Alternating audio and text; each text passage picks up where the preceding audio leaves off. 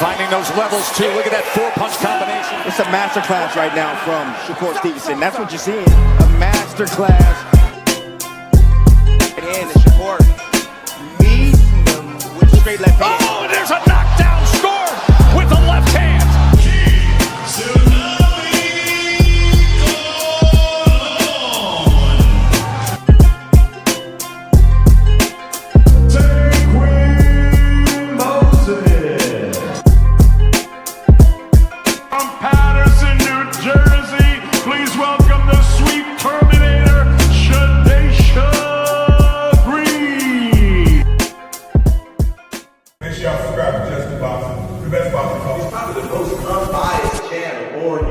Right now, we're going to give him his just due. Shout out to my brother, Just Due.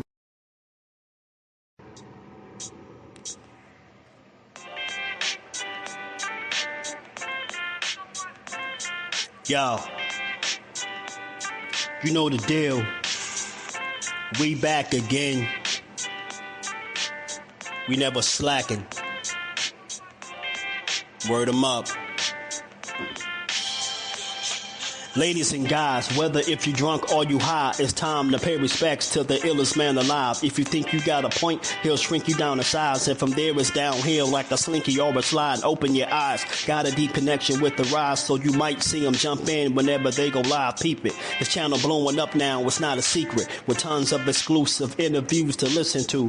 Them other channels I hate, but yo, they missing clues. They start narratives, sip the goose and twist the truth. It don't take a rocket scientist to get the proof. Just click the live at 4 p.m. Eastern time. But when you chime in, make sure you keep it kind. But if cowards want to debate, then it's feasting time. My man Just Do shine, busy all the time. Grind 24/7, 365. Videos he might have 365. My rhyme sick, they make you do a 365. You get a rich if you think you fit to survive. It's Just Do boxing, time to click the live. Ain't no beginners, if you soft, you ain't down to ride. I crush you, respect too, it's Just Do. He got the illest boxing show on the internet. The boy been a threat and he ain't even had dinner yet. Word 'em up. Yeah. You know what time it is.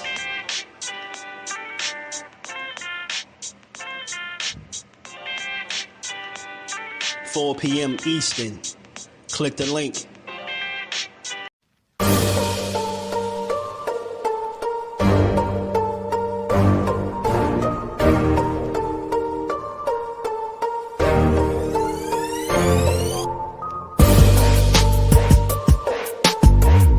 The truth or tell on your ass what you doing or what you're not doing every single time.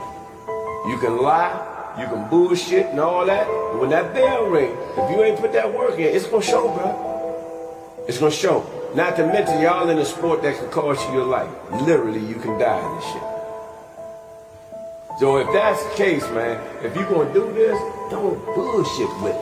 If you don't really want it, say to yourself, keep it real with yourself. I really don't want this shit. I can't put the work in that it requires. Walk away.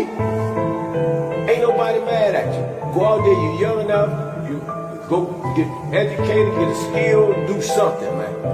But don't play with this, man. You can get killed in this shit, man.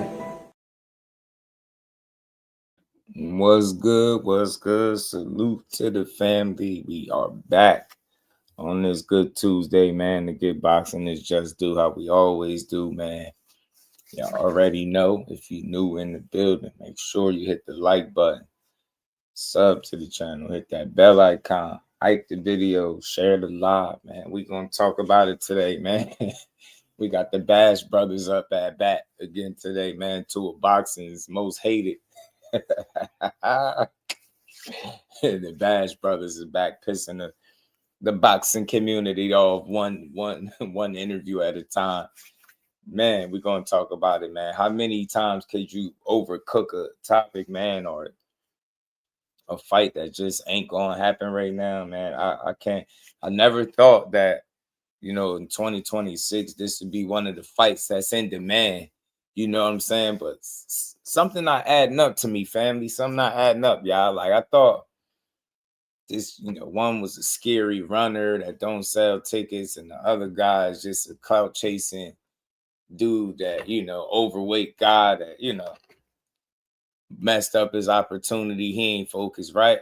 Like I thought that's what was going on, bro. I thought that's what it was. Like I thought, you know, I'm thinking maybe these guys ain't no good. But I don't know, man. I never seen a fight be in demand for guys that people don't like, don't want to see fight or none of that. Like I'm confused, man.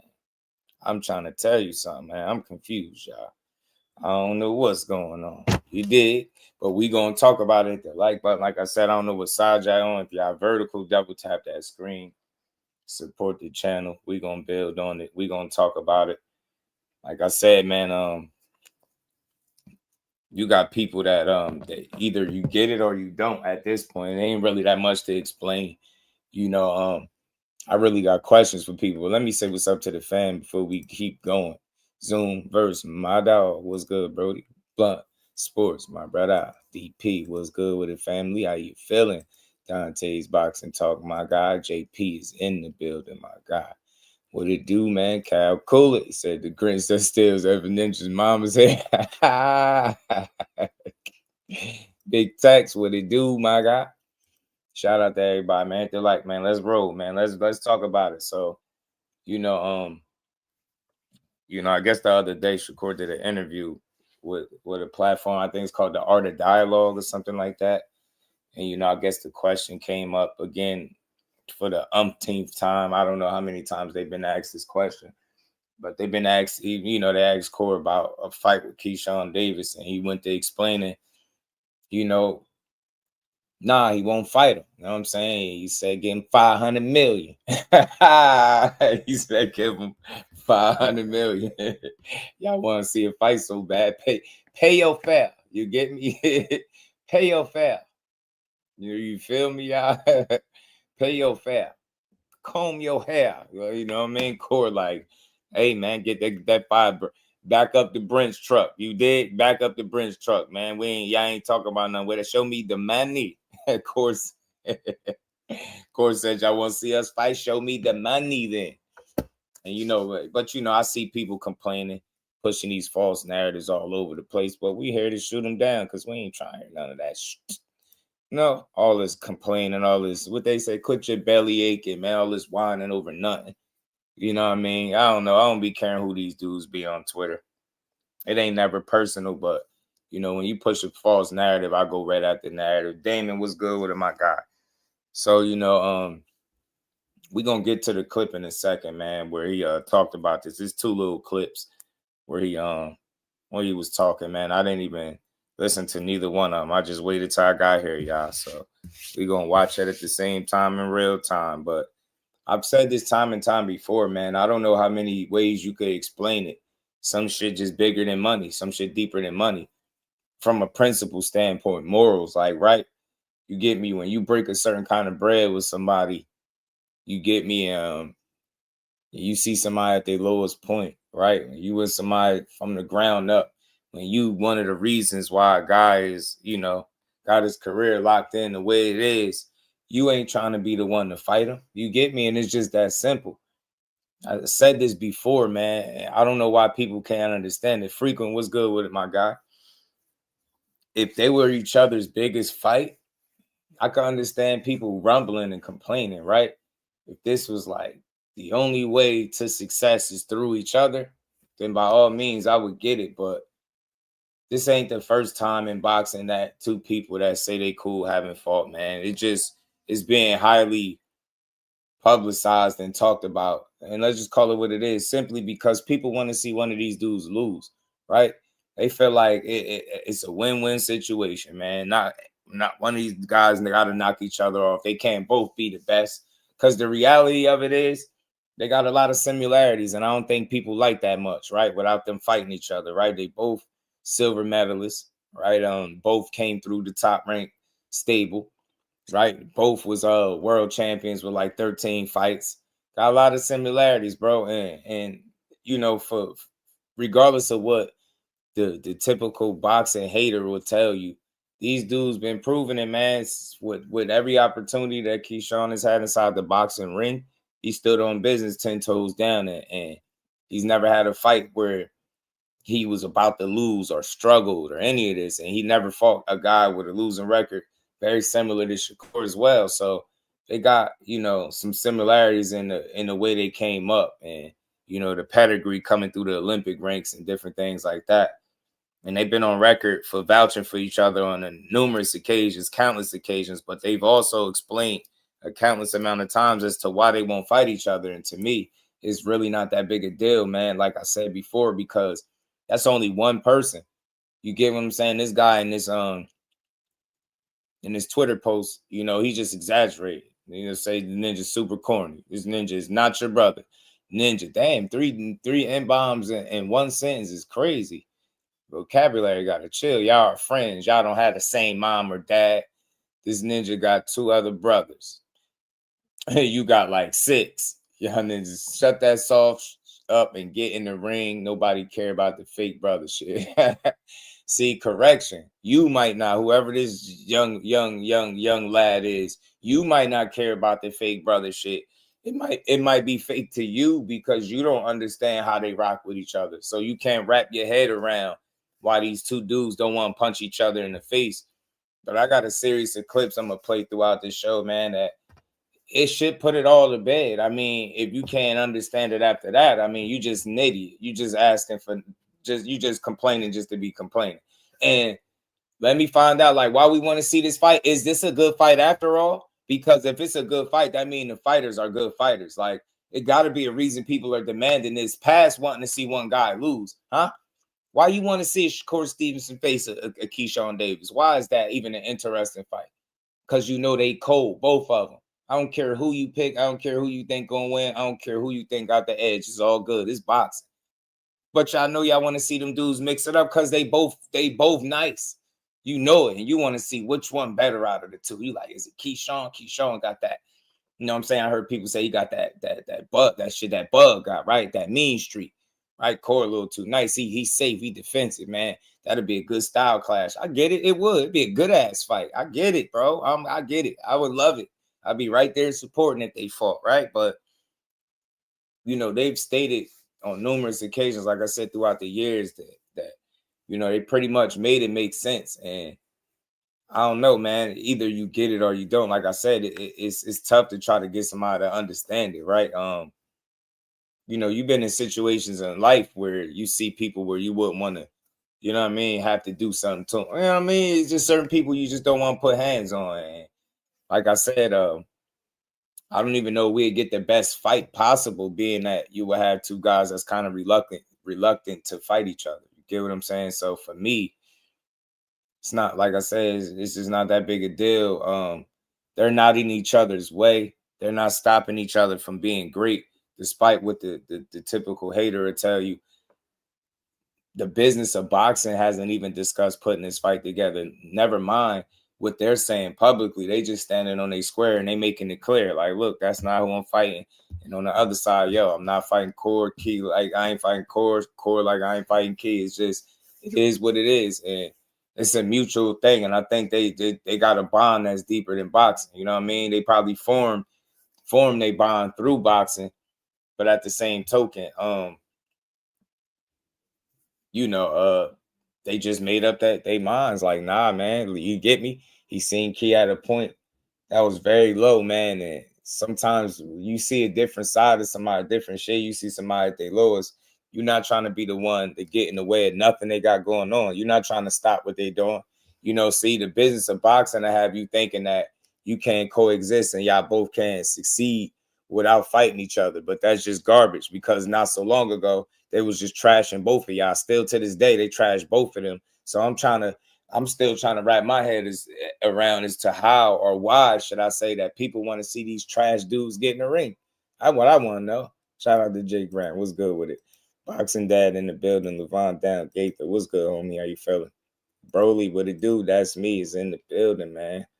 He said that dude part of the knee pad boys. Is he? Rob, what it do, homie? I wouldn't be surprised, Jay. I'll take your word for it, bro. I'll take it. I'll take your word for it. But look, like I said, we're gonna get to the clips, because this guy, saying he got 6 brothers. I want to know who these 6 brothers is, like, that's in boxing, because again, it takes nothing to do a simple research or do your Googles or your YouTube search. I don't know what it is that y'all do to get y'all boxing information, but he's made it very clear. There is one guy in boxing that he won't fight. He said it. There's one guy. It's Keyshawn Davis. Keyshawn Davis also said there is one guy that he won't fight. And that guy is who? Shakur Stevenson. So it's like it's a mutual understanding, agreement. It's just they don't want to put hands on each other. You know what I'm saying? But what they want to do, I told y'all before, man, what people need to do is look at them as targets. Now y'all got 2 people that y'all could beat up on. They don't want to fight each other, so won't y'all go want somebody go beat up Keith, want somebody go beat up Cole or something. You know what I'm saying? That's all. That's it. That's all. Somebody got to go take their shit. Straight like that. But we're going to get to this, man. We're gonna play this. We're going to get to it.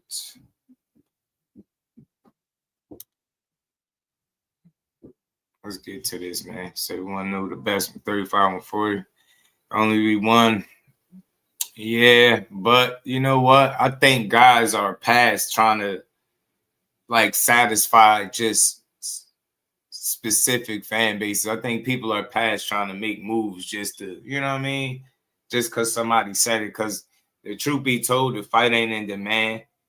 They not in each other's way. The people that the powers that be, you know, with Keyshawn being over there with Top Rank, you don't hear Bob Arum trying to put him in the ring with Shakur Stevenson.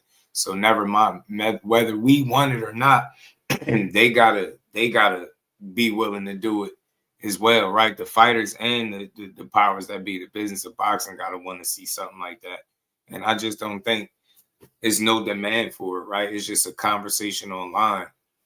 And like I said, it usually is backed by a lot of hate. I've never seen two more hated fighters where people want to see them fight each other that bad. You get what I'm saying? So all it is at the end of the day, like I don't have an issue, but it's like when you say somebody fake, you gotta make it make sense. You know what I mean? You got blood that you know you ain't as close with, right? You got people that you ain't known, that you knew for far less time, right? That you rock with more than you do some people that might share the same blood as you, right? So I guess in their situation, it's simple, where blood wouldn't make them no closer. They rock with each other through boxing, outside of boxing. That shit is deeper than that, man. And I guess in the meantime, for me, they gonna keep doing what they doing, winning. You know what I'm saying? And if you don't like his shit, somebody should go beat one of their asses. I'm gonna keep saying it, go beat them up. ASAP, Low Dog, what it do? Shout out to the plug, the boxing said they like Shakur and Keyshawn on the low, Dub. You know it, on the low. So you got the one belt per weight class. I don't think we'll ever know who the best is. Just saying, yeah, you know what? It's tough though. It's tough, man.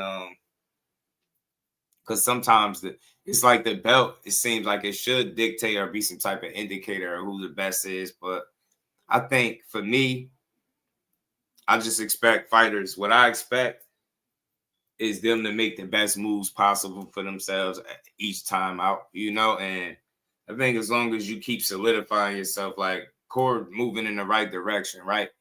He couldn't have got no opportunity. I don't think that was realistically bigger than T.O. that made more sense, right? So I feel like as long as you working your way in that direction, you good.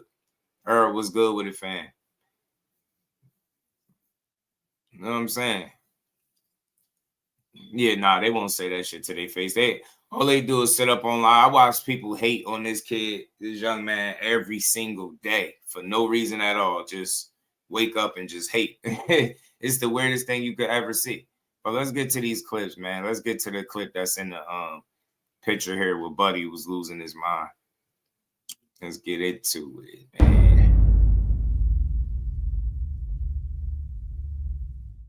Shakur Stevenson, man. Happy to have you on the platform, man. Big fight coming up. I heard you was the one that wanted to fight, right? Yeah. I actually set this fight up, and I honestly did it because I wanted to push myself. I know that Tio is a tremendous fighter.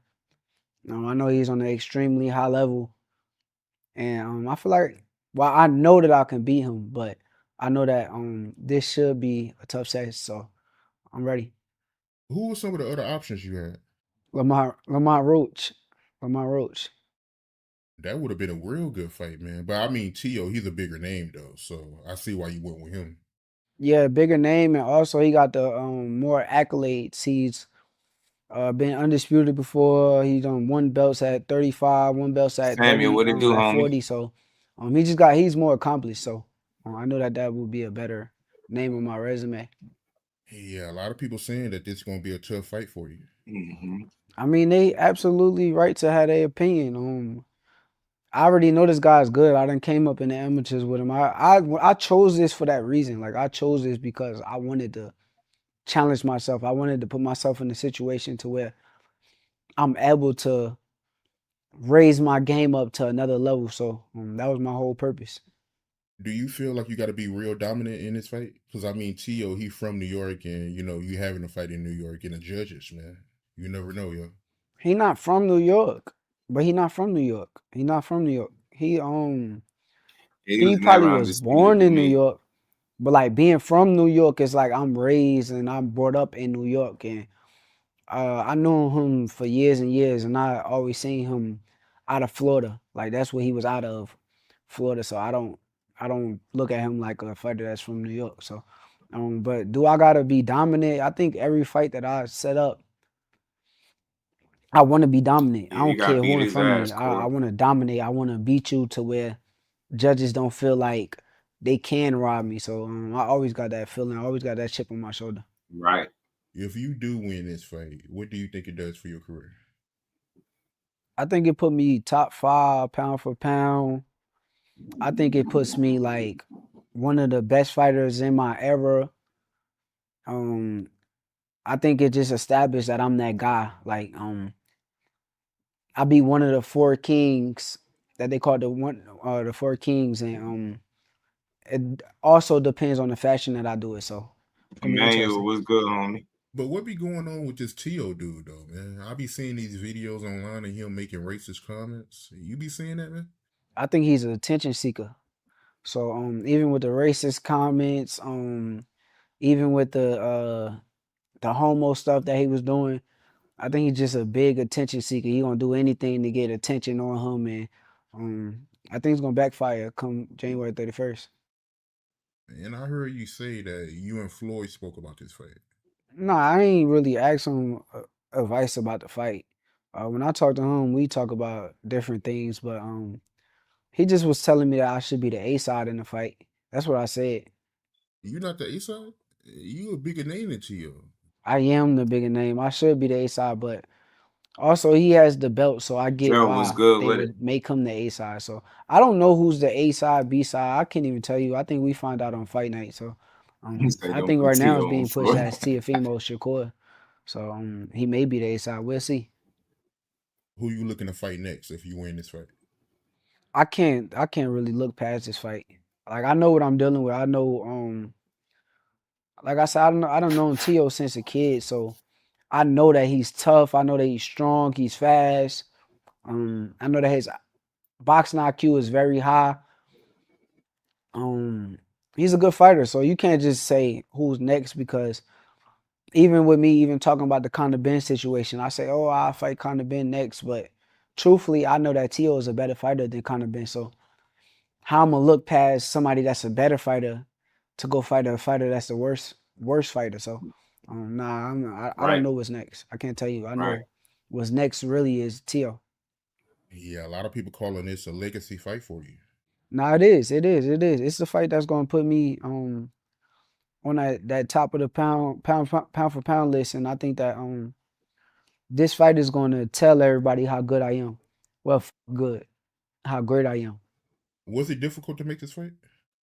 Actually, it wasn't. It wasn't surprisingly.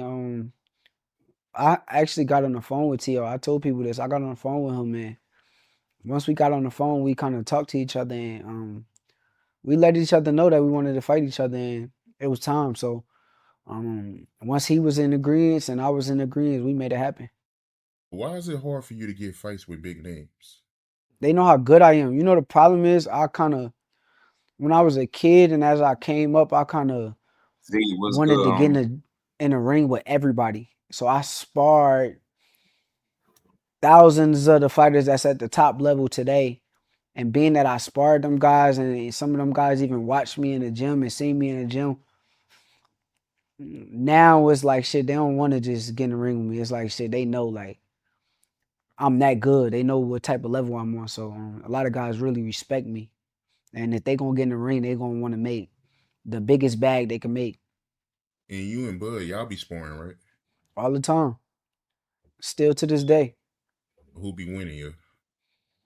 I don't talk about sparring. I think honestly, I'll say this. Terrence Crawford is one of the reasons I'm this good. Like he pushed me to the next level from a kid to now. And honestly, without him, I don't even know if I'd be as good as I am. So I think I'll figure it out, but with his help, it definitely pushed me to a whole nother level.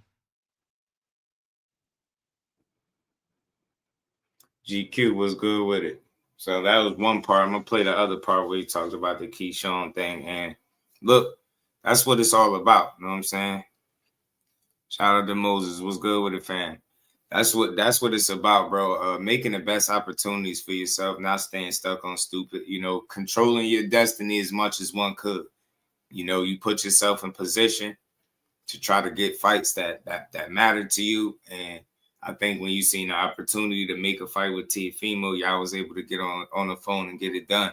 And I respect it. It wasn't the kind of process that people thought it was going to be. It was a little dragging of the ass, but I think once they finally got the open line of communication, I think that sealed the deal, man. And all parties involved was on board as well. So I think it's refreshing to know that nobody is in behind the scenes trying to disrupt the fight or stop it from being made or taking place, right? Just want to see great fights. And let's see who the best man is, man. These are 50-50 occurrences that you want to see. You know what I'm saying? Shout out to my guy, 2 Cents. What's good, homie? Let's keep going, man. Let's play the other one. Let me get to it.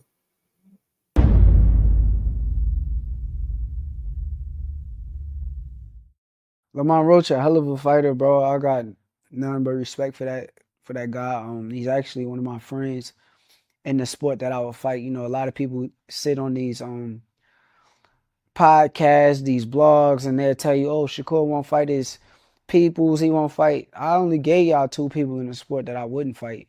And that's Bud Crawford and Keyshawn Davis. But I'm actually friends with a lot of these guys out here, and I will fight them. So I think that's a big narrative that just need to be put to sleep. But me and Lamont, we done talked about fighting before, and I would love to share the ring with him. Yeah, I've been seeing that online. People coming at you for saying that you won't fight Keyshawn. Yeah, I just don't understand it. Like I get how you feel when you don't know somebody's relationship with somebody, but if this is my brother, my right hand man that I look at, why am I putting on the show in front of y'all people? What am I fighting my brother for in front of the world? And that could fuck up our relationship because at the end of the day, I'm competitive as he's competitive as it gotta be a winner, it gotta be a loser.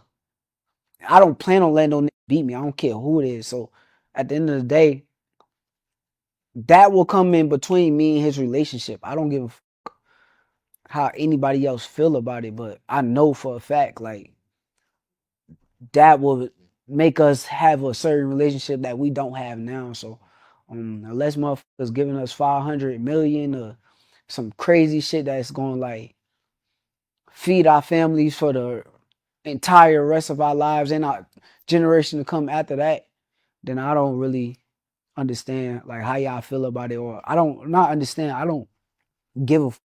It is what it is. So you feel like if you 2 fight, it's no way y'all can be friends after that. Yeah, I mean, at the end of the day, you gotta realize when you fighting, you don't know what can happen in a boxing ring. At the end of the day, I could kill him, he could kill me with the right shot. This is what like we fucking barbarians when we in that bitch. It's a million people around the ring just sitting there watching, but at the end of the day, that's the real truth of the situation. So if I hit him accidental in the back of the head, let's say, and in the fight, motherfucking, he don't make it out to see his family, you know, that shit will be on my conscience. Like, that shit wouldn't even sit right with me. Like, I just did that to my brother, like my real blood brother, over some money, over me getting paid and I'm good for the rest of my life. That's a selfish way of thinking. I don't think that way. How far back do you and Keyshawn go? Shit, since right now, let's say what, I'm 28, Keyshawn, what, like 26, 25? Since I was like, I want to say he had to be like 12, 13, I was 14, I want to say 14, 15. Even like how you saying Bud, me and Bud went back for years and years. Like, it's really my brothers. Like, I got real brothers. I lived boxing my whole life, so shit that came with it, you gonna come up with people and you gonna get close. That's what happens. But who wants to see that fight right now? Like, who's asking for that? Yeah, you know what's crazy about that? Cause I did the interview with Tio, and Tio, like, he bringing it up, but he's deflecting. Like, people don't understand when people deflect. He keeps saying, "Oh, he's not gonna unify with his brother." I'm like, bro, me and you fighting each other. So why you even, if you're gonna beat me, why would you be worried about me unifying with him? Like, that's deflecting, bro. Like, you sound like you scared at this point. That's what I kind of took from that, because I don't understand that. Yeah, it sounds like he want to see y'all fight before he can get off on it, you know, because y'all cool. It don't sound like he want to see y'all fight for boxing purposes. Yeah, even yo, it's crazy, bro. It's crazy. Even the people that sit there and say, oh, he won't fight Keyshawn, he can fight Tio, bro. And it's not even a shot at Keyshawn. I love Keyshawn. Keyshawn my brother. But if you really like understand boxing and even the business of boxing, Keyshawn is going to be somewhere very far in the sport. But like, as of right now, if you had Tio and you had Keyshawn on your table, Tio is a fucking well-established champion who done got belt at the belt at the belt, undisputed. Then went to 40 and did this. He beat Lomachenko. He beat, like, the stuff he done did in the sport is at a way different level than what Keyshawn has done so far. So, like, how people kind of perceive it, they like, oh, he should be fighting Keyshawn. He should be, huh? Y'all just hating on me at this point. Y'all wanted me to fight Keyshawn because y'all know that that's somebody I'm really close with at this point, because that don't even make sense.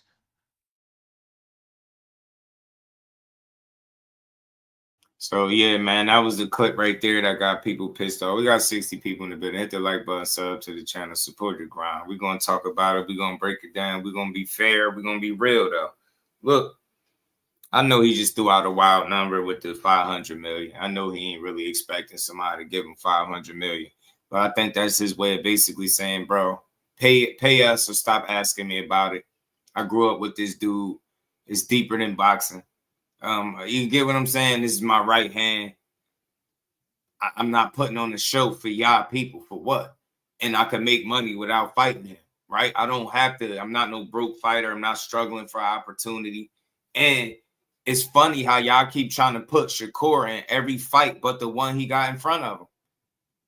Why are we talking about Keyshawn and Shakur? Why are we talking about Shakur and Devin Haney? Why are we talking about Shakur and Conor Ben? He got a fight right in front of him, a real fight in front of him. You got to fight T.O. It's a real fight. That's not, you heard what he said. You can't just overlook that guy. That guy been at the top in the amateurs right along with him. Now, he didn't go as far as what Shakur went. Like, ultimately, I think that's what's going to be a possible deciding factor in that fight. But he was always amongst the top. And as a pro, it's been the same thing. Amongst the top, he's a bigger name, more accomplished fighter than the guys that y'all trying to put him in fights with outside of Devin Haney. And you will get there. They cross that bridge when they get there. Right now, Debo Dev doing what he doing at 47. You know what I mean? Proving people wrong up there. Shakur got real smoke in front of him with Teofimo. All this Keyshawn Davis shit is dead, man. They not talking about this shit behind the scenes. Powers that be are not discussing making this fight. No networks are sitting around talking about, yeah, we got to make Keyshawn and Shakur. Nobody's doing that. So it's like we could keep saying, oh, well, they got to fight each other, but gotta make it make sense. They're not even in each other's way at this point, to me, if you ask me, and they're gonna just keep doing what they're doing. But we're gonna get to some clips, man, that let people know you get me. why they rock with each other the way they do. You get what I'm saying? Shout out to the queen, Lisa. How you feeling today? Divine Lewis said, no, Shakur is scared of Keyshawn. That's why he does that brother shit. Okay, I got you. Stay right there, Divine. Stay right there. Stay right there. He already, his legacy, he been building his legacy without Keyshawn. So now Keyshawn, a legacy fight came. Now Keyshawn, a legacy fight. Keyshawn, a legacy fight. Let me find out. Keep telling me again how good Keyshawn is. I love it. He a legacy fight now for Shakur. Huh? Shakur doing the brother stuff because he's scared. Bet. Stay right there. Howard, what's good with it? We're going to talk about it. We're going to get to all of it. Shout out to the homie Blaze, man. What's good with it? Okay. Okay. Since you said that, I'm glad you said it. Let's just get to some of the clips. Let me take y'all down memory lane, man. Let me take y'all down memory lane. First of all, these dudes been rocking for a long time. Right back. You know, they're just looking at the time.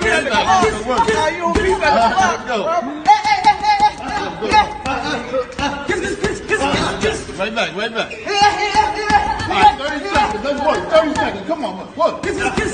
Right back. Come on, 30 seconds. Right back. Come on, right back. Right back, girl. Let's go. Right back. 20 seconds. Let's go. Right back. See, that's the problem, though. That's the problem, Divine. It's only bullshit to you because you can't understand some shit deeper than money. Some shit deeper than money. You get in, you can't speak for him. You don't know why he got in boxing. He achieving what he got in boxing for, right?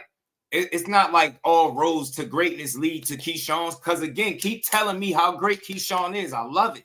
Because y'all was talking a different tune before. Keep telling me how him fighting Keyshawn is going to add to his legacy and make Shakur so great. Because Keyshawn is the most proven fighter in the world. He's the most accomplished fighter. And keep telling me. I know he nice. I know that's why y'all want to see it. I just want y'all to tell the truth. That's all. I love it. But let's keep going. We ain't done. That was just one clip.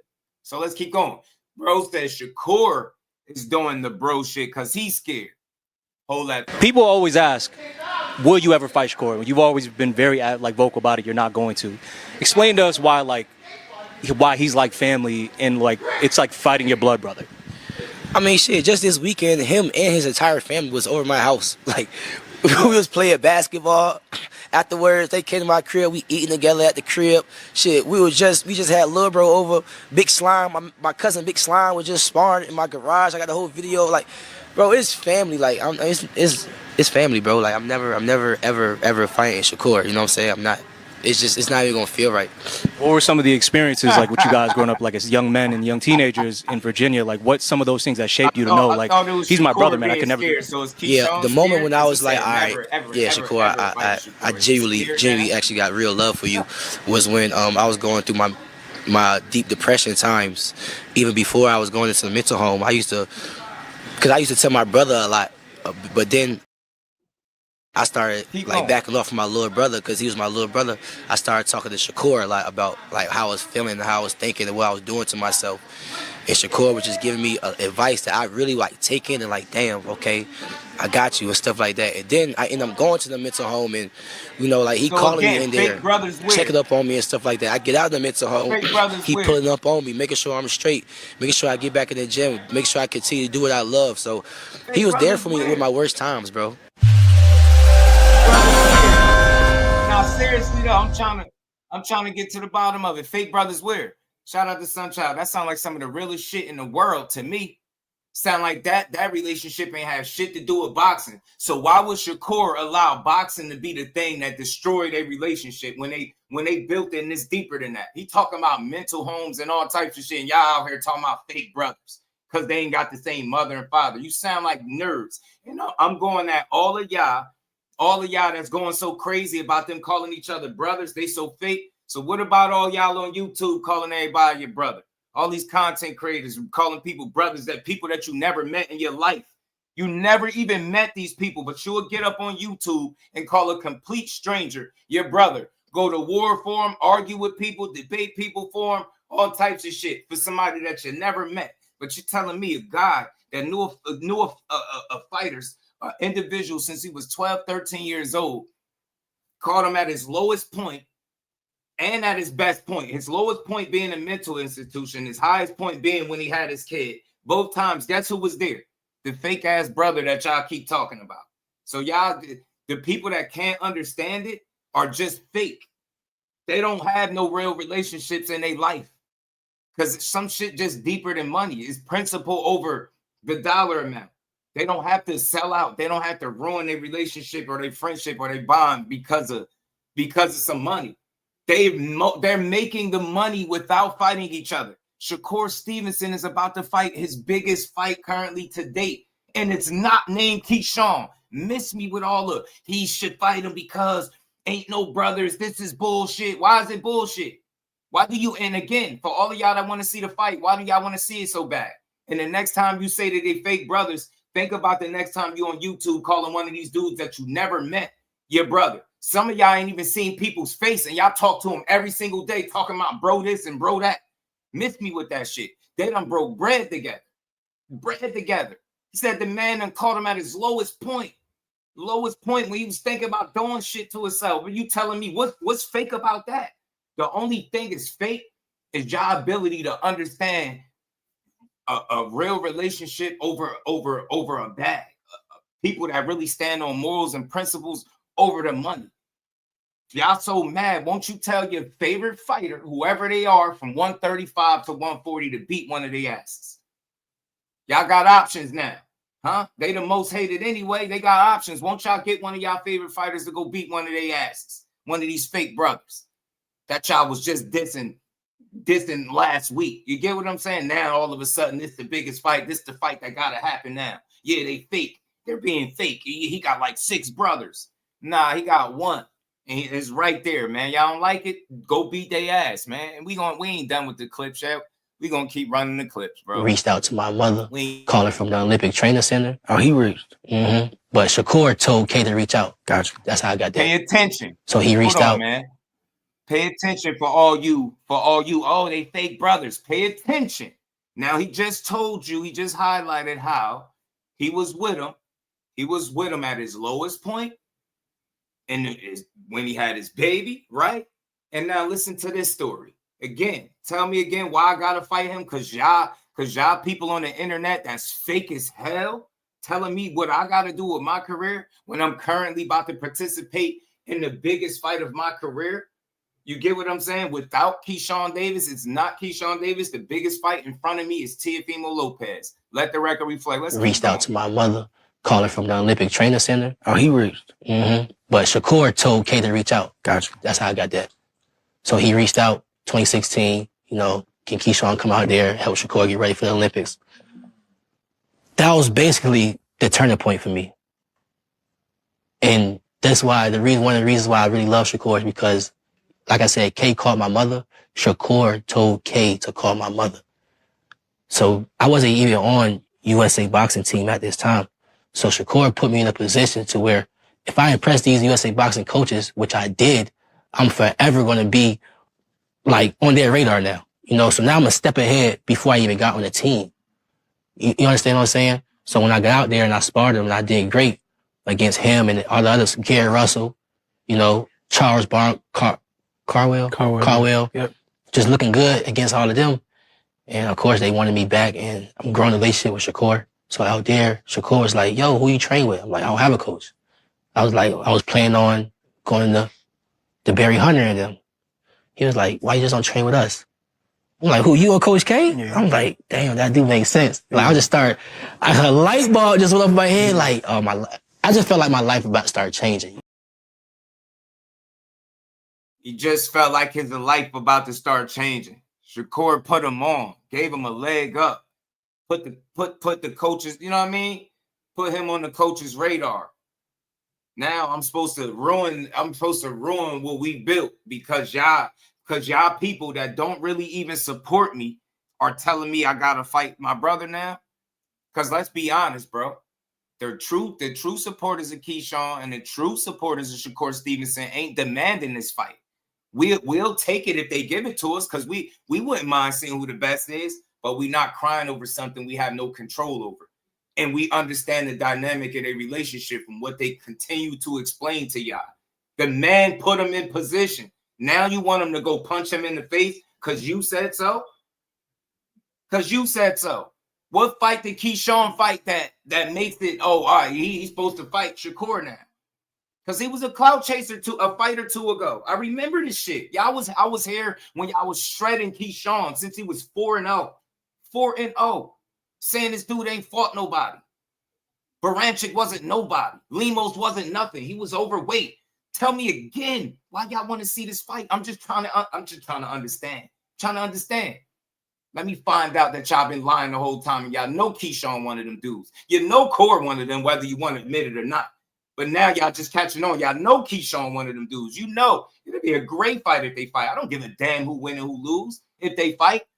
But when he said, give me 500 million, he just being facetious, bro. Basically, he's saying, man, give me an amount that he know y'all not going to give me that. So basically, stop asking me about it. I'm not fighting him. And it's the mutual thing. It ain't no one side just trying to little bro the other guy. No, this shit is mutual. Then you just hear Keyshawn say, I'm never, ever, ever, ever fighting Shakur. He gave you so many examples. Any grown real man is sitting there understanding where he coming from. You think the people that's interviewing him when he say that thinking he fake? Ain't shit fake about being at a point where you being suicidal. Ain't nothing fake about that. Ain't nothing fake about somebody checking on you when you at your lowest point mentally, making sure you don't go check out and do something dumb. What we talking about? I shouldn't even have to explain this. These is grown people because you want to be entertained. I thought Shakur was boring. I thought Keyshawn was a clout chaser. I thought he ain't fight nobody. But now all of a sudden today we want to see him fight Shakur Stevenson because of what? I just want y'all to admit it. I know why y'all want to see it. I just want y'all to admit it, man.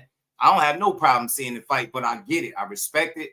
And I don't understand how people could overcook a conversation this many times. It's fucking mutual. Mutual meaning on both sides. They don't see the need to punch each other in the face. And I know what people gonna say, well, Floyd and Zab fought each other. Yeah, I know that. And they was cool and thick as thieves once upon a time too.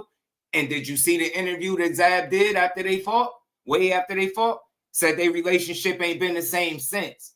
Then you just hear Shakur say how competitive he is, and he not trying to damage his relationship because he ain't letting nobody go in there and beat him.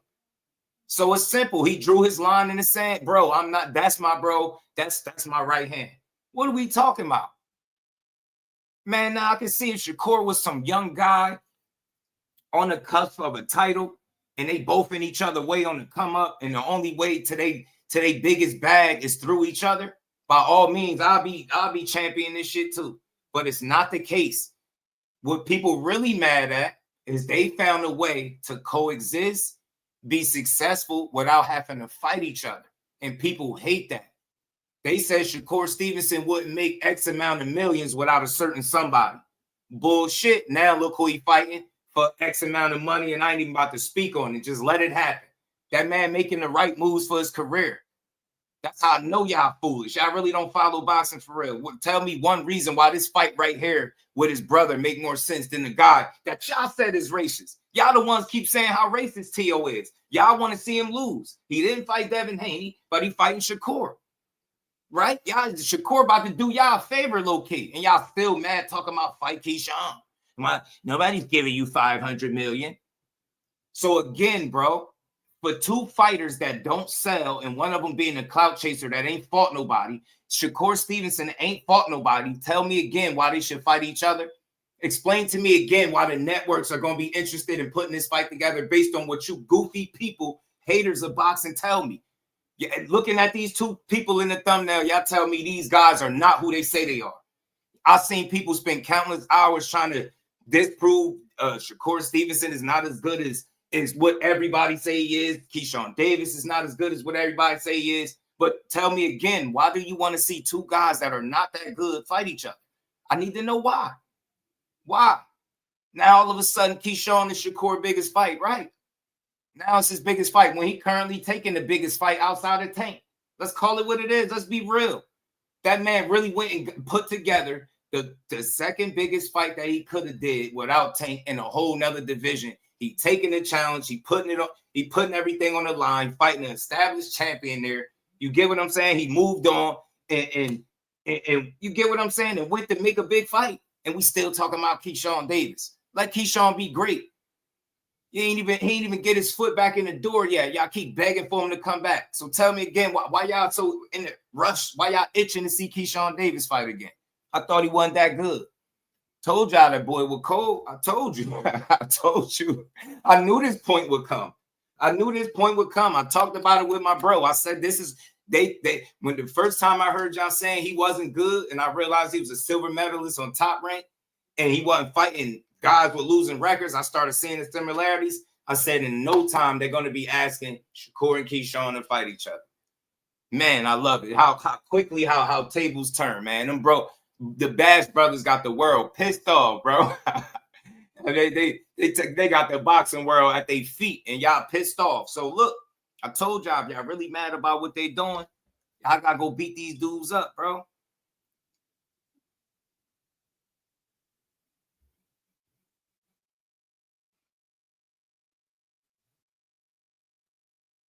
You get what I'm saying? I mean, the hate been crazy ever since the Teal fight got announced. It's like they know what's coming. Hey, bro, we gonna talk about it today, Blunt, because it ain't no way a man go do. I mean, back-to-back situations now, Blunt. You see the momentum is building now. Back-to-back situations. Matter of fact, I'm gonna even rewind all the way from Kid Austin. They were saying he was scared of Kid Austin. Won't you give him a chance? Blah, blah, blah, blah, blah, blah, blah, blah. He give him a chance. The dude faked his death, didn't make it to the fight. Boom, proved everybody wrong there. And they still try to complain, low-key, about him fighting a quote-unquote prospect that they begged for him to give an opportunity to, right? Right? Then he moves on. Then you get the Zepeda. They say Zepeda is going to drown him. His work rate going to be too much. He going to do this and that. Herrera too. Shout out to Dub. Appreciate you. Herrera too. You get what I'm saying? His work rate going to be too much. Zepeda going to drown him. He better not try to fight him right in the pocket. He better get on his bike. He better box. He better move. And then he stood in the pocket and cooked this dude. And y'all all sitting up in there, sitting on your live streams, looking like you sucked the lemon because he stood on business. Then after y'all favorite fighter told the entire world that he ain't fighting him, cool. He moves on and go make the next biggest fight. And instead of, like I said before, instead of breaking down the X's and O's of this fight and what he's looking to achieve, the man about to stamp himself, if he wins, as a 4-division champion at 28 years old with 25 fights. That shit making y'all sick to y'all stomach that you try to write this dude off ever since he was at 30 or since he got to 35. And what he continued to do, prove to you that he great despite what you say about him. If you really a fan of the sport, you really appreciate what he doing. You said he don't fight nobody, so he going to fight somebody. He going to fight guys where they best wins turned him down. That's what he going to do with Tio. And let's not act like there was other opportunities for people to go fight Tio, but he going to do it. They locked in, and y'all can't appreciate that. So y'all going to try to rewind and overcook this Keyshawn topic? Nah, we're not doing that. Not so fast, bro. We got a real fight. 50-50, I'm leaving it there. You don't know who could win on the 31st. You know what I mean? Shakur, you better be ready, man. Better be ready. Let's keep going, though, man. Let's keep going. You see that man told y'all. He told y'all, bro, he got the career started. Nah, I don't think people be getting it, bro. Reached out to my mother, called her from the Olympic Training Center. Oh, he reached. Mm-hmm. But Shakur told K to reach out. Gotcha. That's how I got that. So he reached out 2016, you know, can Keyshawn come out there, help Shakur get ready for the Olympics? That was basically the turning point for me. And that's why one of the reasons why I really love Shakur is because, like I said, K called my mother. Shakur told K to call my mother. So I wasn't even on USA boxing team at this time. So Shakur put me in a position to where if I impress these USA boxing coaches, which I did, I'm forever going to be like on their radar now. You know, so now I'm a step ahead before I even got on the team. You understand what I'm saying? So when I got out there and I sparred him and I did great boxing, against him and all the others, Gary Russell, you know, Charles Carwell, yep. Just looking good against all of them. And of course they wanted me back, and I'm growing a relationship with Shakur. So out there, Shakur was like, yo, who you train with? I'm like, I don't have a coach. I was planning on going to Barry Hunter and them. He was like, why you just don't train with us? I'm like, who, you or Coach K? Yeah. I'm like, damn, that do make sense. Like, I just started, a light bulb just went up in my head, like, oh, I just felt like my life about to start changing. Felt like his life about to start changing. And fast forward to now, he's a former world champion, by a mistake of his own. Credit to him, he made a mistake. But look where he got to from Shakur opening that door. And tell me again why he should have to punch him in the face for your entertainment. Tell me again. Tell me again why he should have to ruin the relationship that he deemed solid in boxing for the entertainment and selfishness of people. Because truth be told, the ones that's demanding the fight are not demanding it because they want to see two young fighters that's been standing on business with every fight that they've had so far and want to fight each other and see who the best. They just want to see one of the guys lose because people are some hateful ass, hating, sour, salty ass dudes. They want them two to knock each other off. But I told y'all math ain't math, and man, y'all got two guys to knock off, man. Y'all go knock both of them off then. Shout out to my dog, Mike Magic, man. What's good with it, bro? You get me? So it is what it is, man. Hold on, man. I got another clip for you because I think they asked him this so many times on so many different occasions. Would you go and fight Shakur for the belt? No. Why? Let's look at Bud, who is a great mentor of yours, and he fought Sean, and he and Sean are very close friends. I understand your reason, and I'm not saying you're wrong. Has he offered you a perspective on that? What if there's just no choice, and you're the guy and he's the guy? There's just no choice. You're 1 and 2. Do you move up? Does he move up? Like, how do you work that out if you're friends? It's always choices in life. Shakur mother and my mother are friends. Oh. All right. I know Shakur entire family, Shakir, Shadir. Got like 9 brothers and sisters, cousins, Teray, Johnson. Bro, I know his whole family. We used to smoke together. Say last, we know. Shout out to Tupac. Like, this is a deep relationship. This is not, oh, Sean Porter and Terrence Crawford, they cool and they came out. No, it's not one of them. This is me and Shakur, like, outside of us not being physical, like, on paper being, like, brother, bro, we're brothers, like, for real. Shakur was on the phone with me, making sure I was okay, like, when y'all didn't know me, when nobody knew me. Shakur was there for me. I would never try to promote a fight with me and Shakur, even though I can do that. Man, he's a bigger fighter and it make a lot of sense and get a lot of publicity and all that shit. I'm not doing nothing like that. That's corny. That's whack. That's not realistic. That's not me. It's his damn brother, man. Loyalty before that dollar, man. Some of y'all sell out for a bag. And like I said, man, if you out here crying about them calling each other brothers because they don't share the same mother or father or the same blood, remember the next time you get up on YouTube and you call somebody your brother or sister that you never fucking met in your life, you never broke bread with, you don't know nothing personal, you don't even know these people name that y'all talk to. You don't be knowing these people name on YouTube, none of that. Everybody brothers and sisters, brother, sister, cuz. You ain't never seen these people. Y'all be vouching for some of the most foul people that I've ever, that you and y'all don't even be knowing to have. So again, that shit, some shit deeper than boxing, bro. I respect it. Shout out to the Thai Eagles, man. I respect it, bro. It's deeper than that, man. It's deeper. Hold on, give me a second, y'all. Hit that like button. We got over 100 people in the building. Smash the like button. Sub to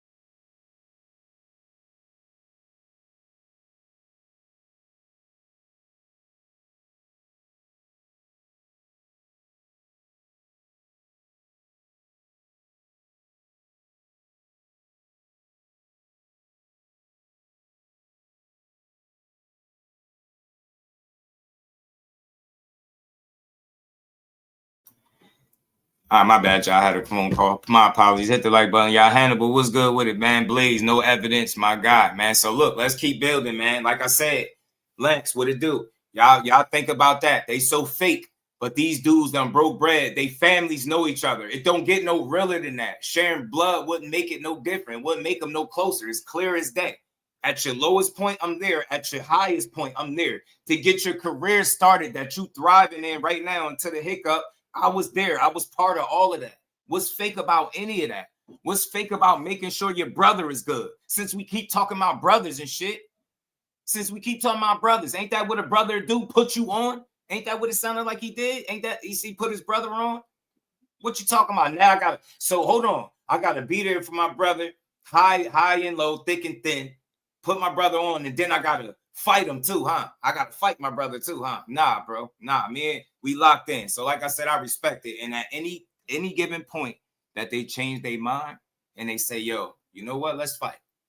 I'm right there supporting it, rocking with it, win, lose, or draw. I want to see it. But we ain't doing no bunch of whining and complaining and how fake they are. When I see people being fake all over the internet. Fake all over the internet, man.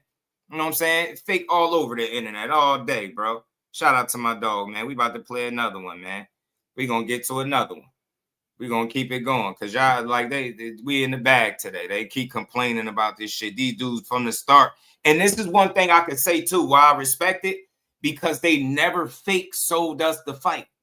They've been very consistent, like, nah, that's my brother, that's my brother. They never made it seem like, besides the little friendly face-off, and that was just obviously for entertainment purposes, but they've never sat up here and made it seem like they're going to sell us a fight and didn't give it to us. But what they did say, you don't like what we doing, you don't like how we talk, come beat us. Beat me up. You get what I'm saying? Come beat me up. Do something about it. That's what I'm on. Come beat my ass. Come do something about it. He got bigger, stronger, and I don't watch. Like I don't literally watch it from like, you feel me? And I'm sitting there watching it. He with me coming to my crib every day before, like. So now it's like we at a point where it's like, shit, we just gonna go up. Just gonna make it to the top. Yup, we going up. And we never gonna fight each other. We going up. Thanks for answering that. I didn't want to ask you. Yeah. Look, there you go. Hey, we're doing trilogy for a bill. Fight. Look, he said a bill. The whole time. Y'all want to see some February Leonard versus Floyd? Or put the buddy on the lap. Yeah. Shit. Yeah, we gonna be cool right now. Right. We gonna go spin our band together. You know what I'm saying? Stay to it. Well, man, let's shout out to Blunt, man. That shit is mutual, bro.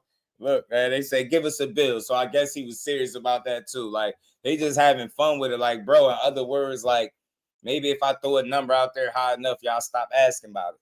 But I keep telling y'all, never mind what they're saying. Name me somebody in boxing that has discussed behind the scenes putting that fight together besides on social media. When have you heard anybody say like, yeah, Keyshawn and Shakur is next, man? This fight gonna be like, when have you heard? And now he signed to Jay Prince as well, so y'all might as well leave it alone. Like they not fighting. They not fighting. Some shit is deeper than rap, man. You hear me? Some shit is deeper than rap. Some shit is deeper than rap. Tim Lay, my dog. What's good, Tim? Yesterday's price ain't today's prices. You get me?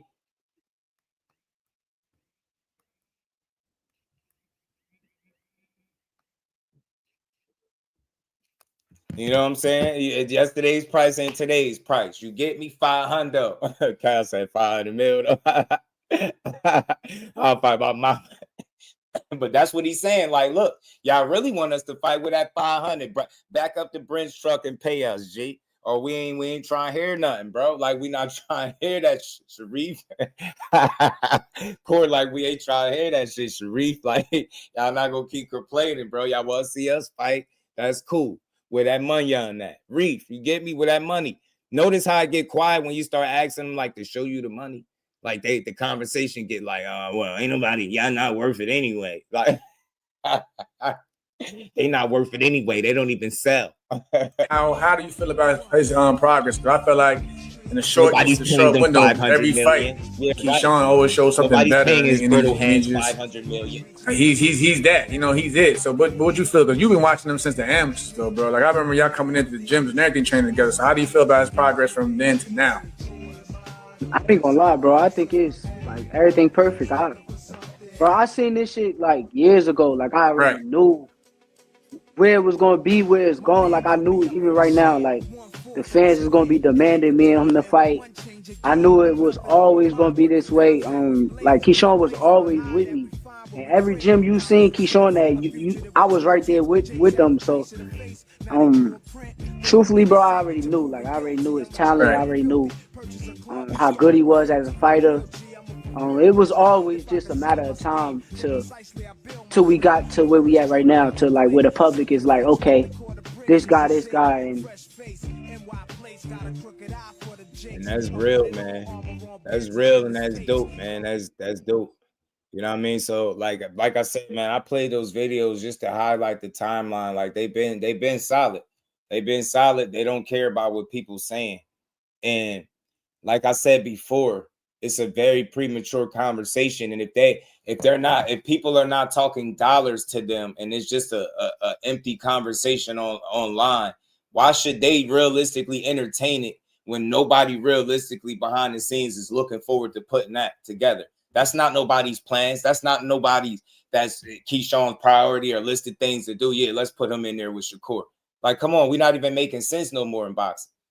Get what I'm saying? Keyshawn, don't try to put them against each other because Core about to probably ruin some people's plans by beating T.O. at 140 and then Keyshawn and be there and cause ruckus. And I'm telling you, that's why I call them the Bash Brothers, bro. Y'all could be mad all y'all want, but they're gonna be pissing a lot of people off with the way they do them. I'm telling you, this is a classic show. You already know, bro. You know it, man. We gotta highlight the timeline. We just real supporters. I support both of them. Win, lose, or draw. If they fight each other, cool. I'm supporting it. But to overcook it, like I said, man, it ain't nothing we can do about it no more. You know what I'm saying? They stood on their square.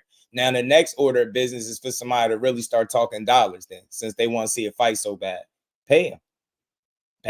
Gotta want to pay. Biggest puncher, I feel, at the 135 will probably be Gervonta Tank Davis. But the most skillful fighter at 135 will be hands down Shakur Stevenson. What is it about him? Because I know he has a lot of good attributes, but do you think he has enough power to sustain? Well, it's really all about skills. Pernell Whitaker wasn't a huge puncher, but he was, very exciting, very tough, and he fought everybody. Shakur is trying to do the same thing. He want to fight the best they got out there. I believe his contract is coming to an end, so hopefully we can come together and I can take him to that next level. Hey, man. Hey, man. The best. Hey, man. Let's talk to him, Flizzy Floyd. And Floyd be pissing people off. But like I said, man, as stated, I think they paths ain't really crossed each other's. I don't think nobody really put no realistic thought behind it outside of it being a conversation. I think if you just looking at it from an X's and O's standpoint, Keyshawn Davis got that mean streak about him. He it's not a lot he can't do. He's a very polished, well-rounded fighter. Got that Olympic pedigree, much like Shakur. That shit would be a hell of a chess match between them two. Shout out to Sean Zytel. I remember him saying, when he was there seeing him spar, and it was just like, like a chess match, a lot of feinting and different things like that. So I could just imagine how a fighter go to a degree. You never know who could win. You know what I'm saying? Keyshawn got the kind of talent that you can't dismiss. And as long as he in the ring, bro, it's not going to be somebody that he can't beat. As long as you get what I'm saying, Keyshawn got that kind of talent. Like, he's talented, in my opinion. It's just my thoughts of him. He's the only one that can stop him, respectfully. I hate to sound cliche, but it's one of them things where as long as he stay extremely focused and disciplined and locked in, he can go very far in this sport. And I think he is. I think he will. I think it's very early. I think he's made some mistakes, made himself vulnerable in front of the public. But I think since then he's made an effort to try to kind of correct some things, even with, getting some of the inner circle and making that smaller, right? Different management and things like that. It's a young man that's trying to figure it out. He made some mistakes. Now he's trying to get it all the way back and then some. And that's what I'm waiting to see him do. So in the meantime, I just doubt this not even a realistic conversation. I get it, yo. We thirst for blood, bro. Let me speak on the other side of it too, so y'all know I'm like that. I get it. As a fight fan, you want to see everybody fight everybody. The best fight the best. But I want to ask y'all in the chat, for the people that want to see this fight, is Shakur Stevenson versus Keyshawn Davis an example of the best fighting the best? I just want to know. Is that the best fighting the best? You know what I'm saying?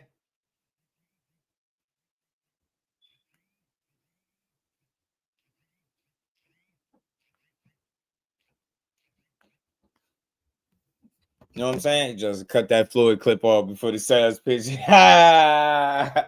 You know my opinion, the close Andy Cruz became to being a reality, the more he unraveled. I feel you, bro. I feel you. Look, I don't think it was nothing to do with that. I don't think it was nothing to do with that because Andy Cruz was going in another direction. Keyshawn Davis had the WBO, and you see Andy Cruz going the IBF route. I don't think they was trying to make that fight right now, and I don't think he would duck the fight if offered to him. Right? You got to think he fought him 4 times. Think about it, and lost to him. Right? If he was scared of him, think about it. You ain't scared of somebody that you fought 4 times. And I've said this before. If you just look at Andy Cruz from fight 1 to his current fight now, and you look at Keyshawn Davis from fight 1 to his current fight now, his transition from amateur to a pro has been much different than Andy Cruz's. And for that reason, I would pick him. I would give him the edge as a pro. You know what I'm saying? The things that Keyshawn does naturally as a professional, Andy Cruz has had to go to a particular coach, in my opinion, and Bozy Ennis to do some of those things that Keyshawn Davis does naturally as a pro, right? Being in the pocket more, being on the front foot, more aggressive, fighting with a bit of a mean streak. That stuff is something that Bozy is developing, whereas I think it was already something Keyshawn came equipped with, and he's just fine-tuning his shit, whereas Andy Cruz is still shaking off some of the amateur kinks. So respect to all his wins as an amateur. He was a great amateur, but I think also the downside to staying amateur for so long is muscle memory, right? You stayed in that point system so long, your transition to the pros, not saying it ain't been smooth, but it's been little bumps along the way, not many, but I think as a professional, I've seen more from Keyshawn. Now, Andy Cruz do some things that's phenomenal, but his attempt to like be a tweaked fighter, like change a little bit offensively. You heard Bozy speak about it. I think that's causing him to abandon some of the things that made him tough to deal with as an amateur, like the movement and things like that. And I'm not saying he don't got it, but once you start to condition and program your mind to fight a certain way, you get what I'm saying? I find him fighting more than boxing now, and he looking more like a guy that like to be on the front foot than a Cuban fighter. He's looking less and less like a Cuban fighter. Now, he's still winning, so it's not a bad thing, but we gonna see. I feel like him and Keyshawn is a really, really great fight, 50-50 type fight. Andy Cruz got a ton of skill, but I just like what I've seen from Keyshawn in terms of stylistically as a pro. I feel like his transition has been smoother, and I like what I see. You know what I'm saying? So we'll see though, because he got his opportunity to prove it. Andy Cruz against Raymond Moratai, but we'll see. I think they'll cross that bridge when he get there. But in terms of him being like scared to fight and stuff like that, nah, hell nah. Dude ain't scared. He ain't scared not one bit. You get me? He ain't scared not one bit. You get me? So we gonna see though. We gonna see. So get Drake a pass to fight. And reality shows up. They said Andy a professional amateur. You stupid. He gonna have to show me he can beat him.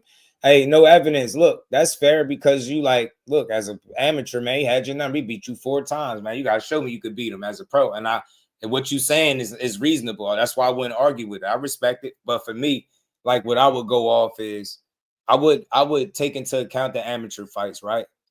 But I'll also look at how they transition and matured as pros. And like I said, for me, from what I'm watching, I seen one had a bit of a smoother transition because he naturally was already having more of a pro style than me, Keyshawn, as opposed to Andy Cruz. Then you got to think Andy Cruz, when he turned pro, what, 26, 27, something like that? Late as hell. So he had him by a couple years, you know what I'm saying? He an older guy, had a ton of experience. And you know them Cubans are hard to beat. But what I'm saying is the things that allow him to put him in position to beat Keyshawn as an amateur, I think he's moving away from those same things as a professional. He's looking less and less like a Cuban fighter to me. And it's not all bad because he obviously winning. I see what Bozy doing. He got him standing on business. And I love the experiment, the Bozy experiment with Andy Cruz. I like what I'm saying. And, you know, he got some deficiencies, of course, but for the most part, he going out there and he's winning. And now he in position for a title fight that's coming up, and I can't wait to see it. So what you saying, no evidence, is reasonable, bro. You seen it 4 times as an amateur, like, man, he might just have your number. I get it. But for me, I feel like that shit just was amateur fights.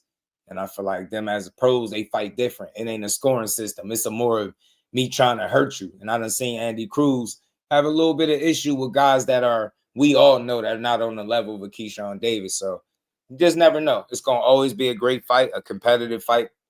I think they styles will always mesh good. And hopefully we get to see it as pros, bro. You know what I mean? May the best man win. But, you know, I might be showing a little bit of favoritism, but not really, though, because I just like what I see from Keyshawn. I think that natural mean streak is something that Andy is developing and working on. You get what I'm saying? Being on the front foot and catching and shooting and just little things, little nuances. Feel like Keyshawn does those things naturally, effortlessly in the ring. He's very smooth operator, bro. Like, especially, I don't know if you ever had a chance to see Keyshawn Davis fight live. I'm telling you, man, and that young man could fight, bro. Very, very in control, really poised. His eyes, he be locked in, laser focused, bro. You know what I'm saying? He really know how to beat your ass, and he go through the gears properly. He know when to turn it up. I'm telling you, that's a smart fighter, bro. All he got to do is stay locked in. Stay locked in, and the world is his, for real, for real. You get what I'm saying?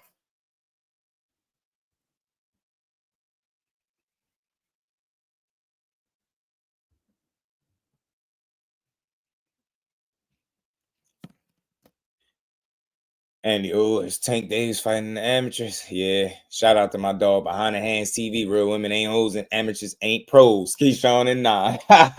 Shout out to my dog. Yeah, nah. I would have him as a professional because of what they showed me, respectfully, for what they both showed me.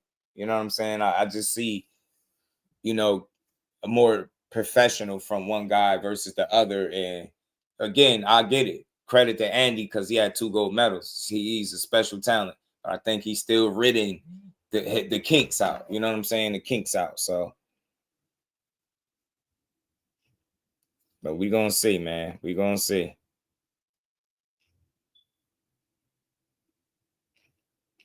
But we'll see. We'll see if these dudes really want to make that fight. At some point, they're gonna have to, man. You know what I mean? They're gonna have to meet up with each other. But yo, if you seen the energy, like look at the energy when they ran into each other, man. He wanted to shake hands, man. All that trolling and shit he be doing, he wanted to shake hands when he seen Keyshawn. Now I ain't saying he's supposed to want to punch him in the face, but see, you'll talk about how much you want to fight him in interviews and shit like that, and you'll troll him. But when you had a face-to-face interaction, you was holding your hands out trying to shake his hand. You wasn't talking about fighting him. And it was after a fight.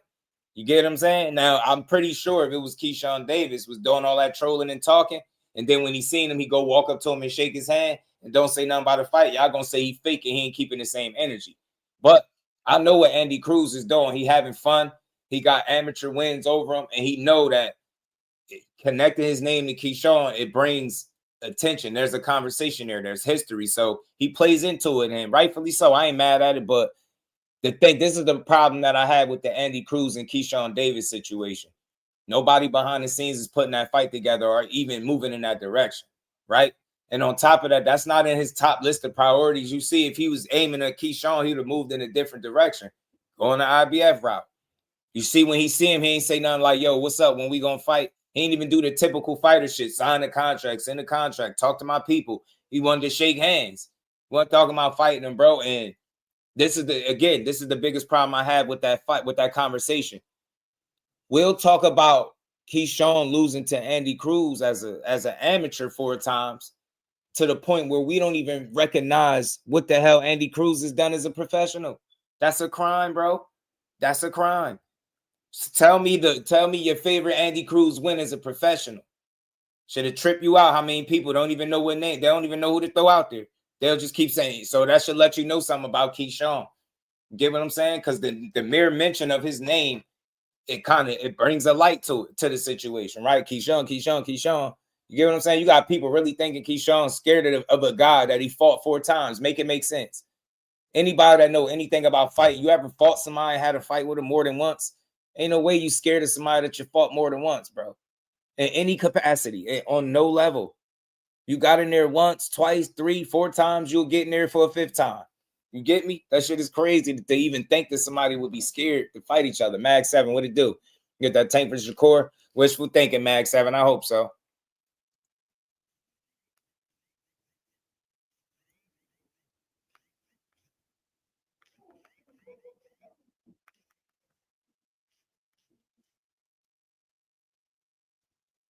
You know what I'm saying? Hit that like button, y'all. We got over 100 people in the building. Double tap the screen if you vertical. Horizontal, hit that like, sub to the channel, support the grind. We're going to keep building, man. Going to keep getting to it.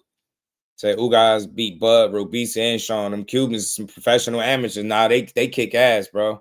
They kick ass.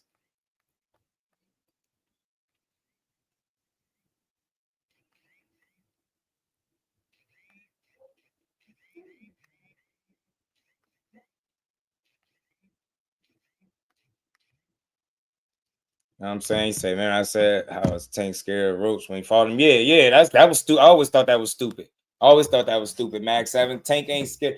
Tank ain't scared to fight somebody that he already fought. Would he prefer to fight a guy that was just a pain in his ass over making a whole bunch of money? Probably not. But that decision never had anything to do with being scared. People just don't like those people that push that got chased home from school, bro.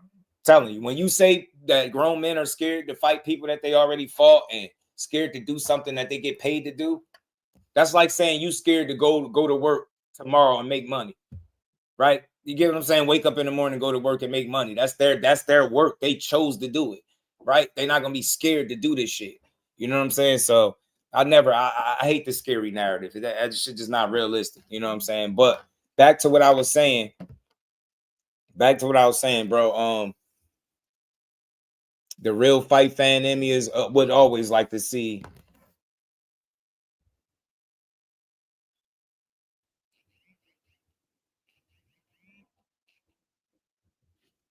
You know what I mean? That we just have to wait to see something else. I think in the meantime, we got a more meaningful fight with a far more established fighter, like Shakur said. He not taking shots at Keyshawn, just T.O. at a different point and more established. He's established himself in two different divisions. You know what I'm saying? And it's a bigger, more meaningful fight and more lucrative. And he don't got to destroy no relationship to do it. And low-key, he should be the neighborhood hero for a little while if he beat the guy that y'all deem racist. That's always talking the monkey and the banana stuff. Y'all don't like Teal, right? That's how I know people don't like boxing, because he about to do the world a solid for the ones that really wanted him to get in there and take Teofimo out. You get what I'm saying? Now he about to do it. And we like, nah, but what about Devin at 47? Nah, you set that rehydration clause. And what about Connor Benton? Like, bro, what we talking about? No, what about Teofimo Lopez? That the last time he was a damn 3-1 underdog, it was against Loma and he won. That's what I'm thinking about his underdog history, his ability to prove people wrong. I ain't overlooking that dude even as a fight fan. I'm not.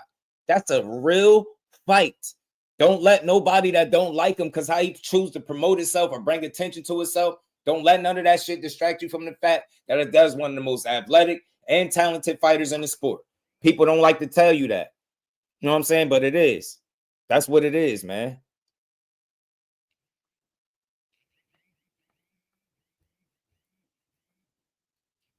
You know what I mean? It's just what it is. He just wanted Ryan. What's good with it?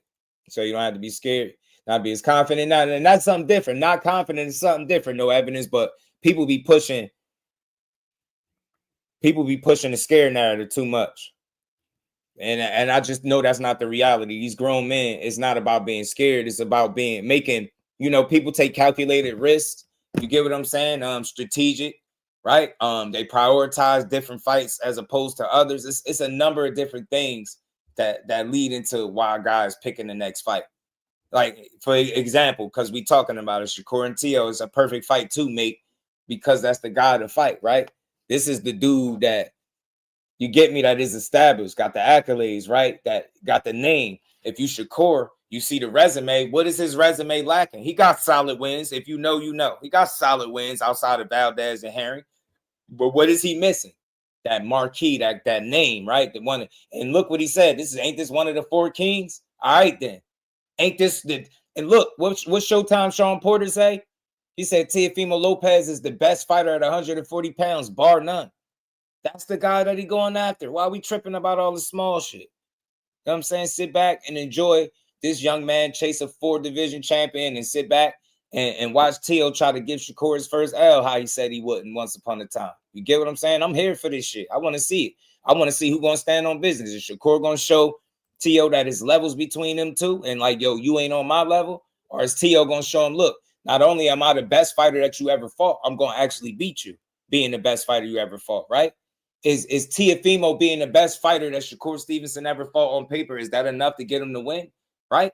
Nah, it ain't. He gonna have to fight. He gonna have to perform like the underdog he used to performing as, right? Being down 3-1, performing against Loma. But I'm gonna tell you now, this ain't Loma. This ain't no 30-plus-year-old Loma with a damn shoulder injury. This ain't that. This ain't that. Yeah, it's a guy coming up to your weight class. I ain't never fought there, but he fresh, he ready. And I think he gonna be healthy and ready to go, man. You know what I'm saying? Want to see Hitchens versus Tio? I wouldn't have been mad at it. People misread scared of a man is one thing, but scared to lose future opportunities is different. And I like that. I like what you're saying there behind the hands, because I think that's what it be. I don't think none of these grown men be running around scared of each other as much as they be reluctant and hesitant to make the wrong move. Because in boxing, you make so many moves, you put in so much work to get ahead, right? You do so much to get yourself ahead of the game, right? And all it takes is one mistake, one slip up, one off night, and you back at square one. You back at the drawing board looking for your next opportunity, not knowing what it's going to be. Boxing can be that way. So, and then when we don't do it, we're no better as fans with the way we throw these fighters away when they lose, right? The way we treat them when they go take a challenge and they fall short, right? We crucify them for weeks, for months, sometimes the rest of the year, right? And all the way up into their next fight.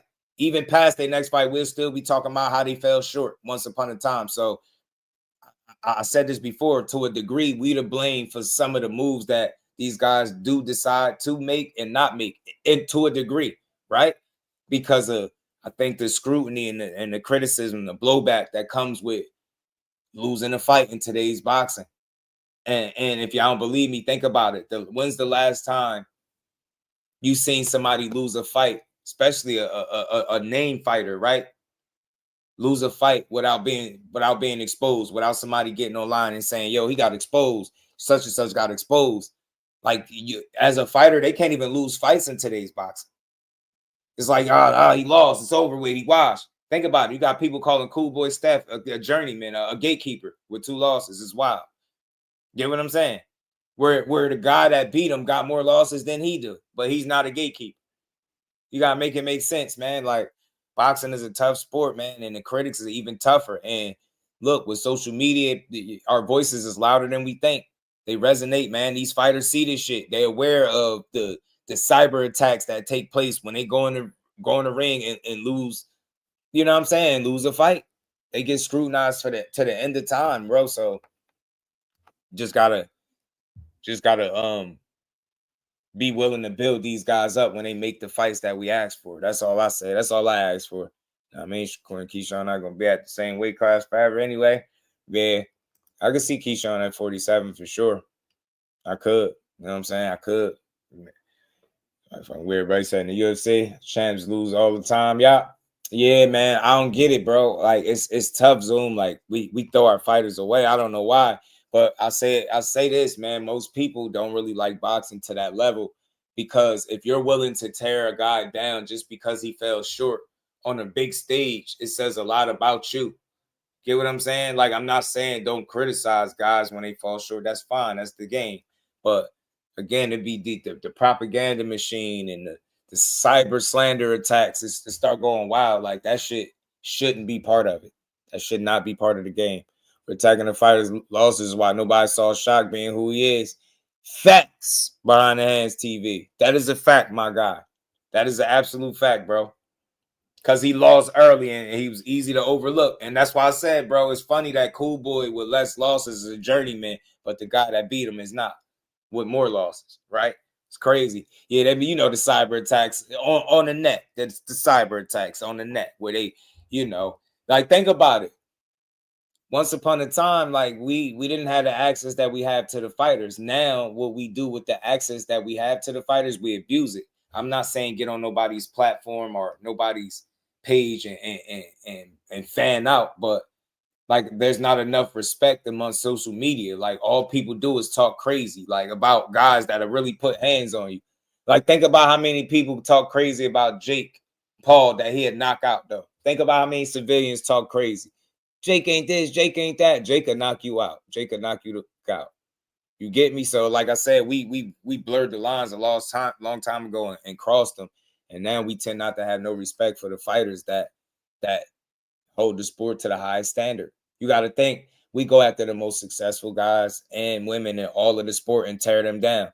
There's no way Claressa should have been getting torn down the way she was. There's no way in hell Bud Crawford's reputation should have been getting smeared in the mud after winning the 2 biggest fights of his career and sticking into boxing. You get what I'm saying? Like there's no way in hell that a guy could have a draw and then everybody act like he lost and it's the worst thing you ever seen. Like we're terrible fans. I say it all the time. We got to do better at supporting the overall sport, bro. I'm telling you. Shock a bad boy. Yeah, focus issues early, put a couple losses on him. Yeah.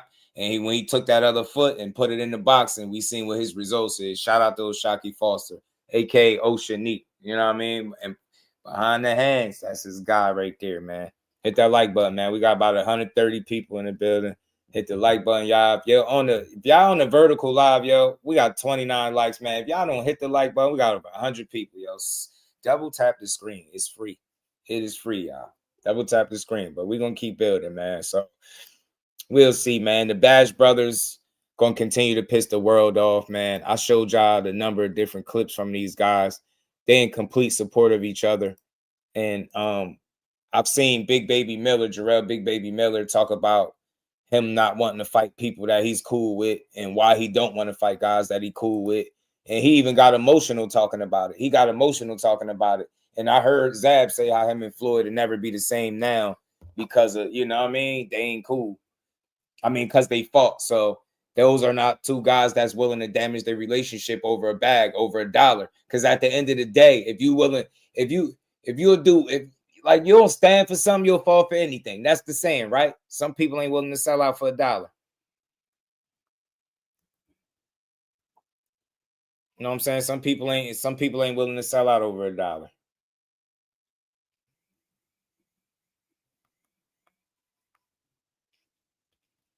Can never say he ain't fighting no countryman.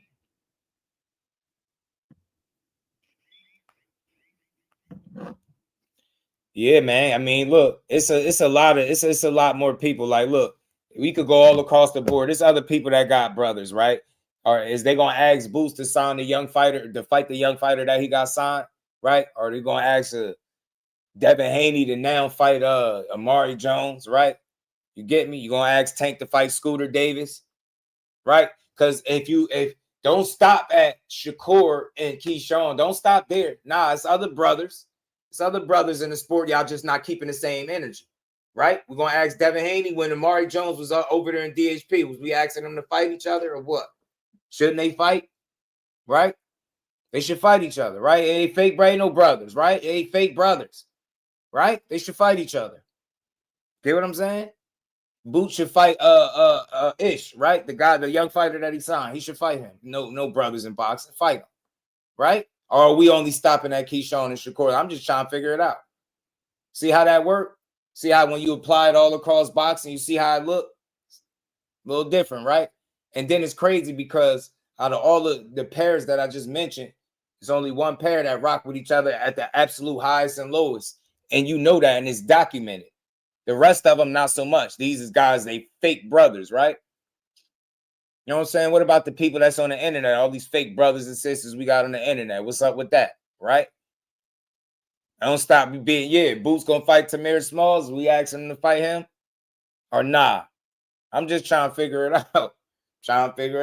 You know what I'm trying to say? We trying to ask brothers to fight each other. We need to see guys lining it up.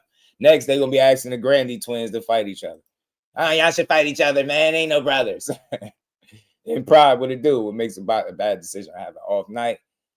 They get from being the driver of their destiny to being a passenger, observing the power to be in control of their career. Hey, man, in pride, talk that talk, my guy. Talk that talk. It's a fact. Shout out to all things, man. My guy, what's good? B3 is in the building. What's good, fam? Need you versus Clay Moraine. Clay, my guy. Shout out to Clay. Why you say that?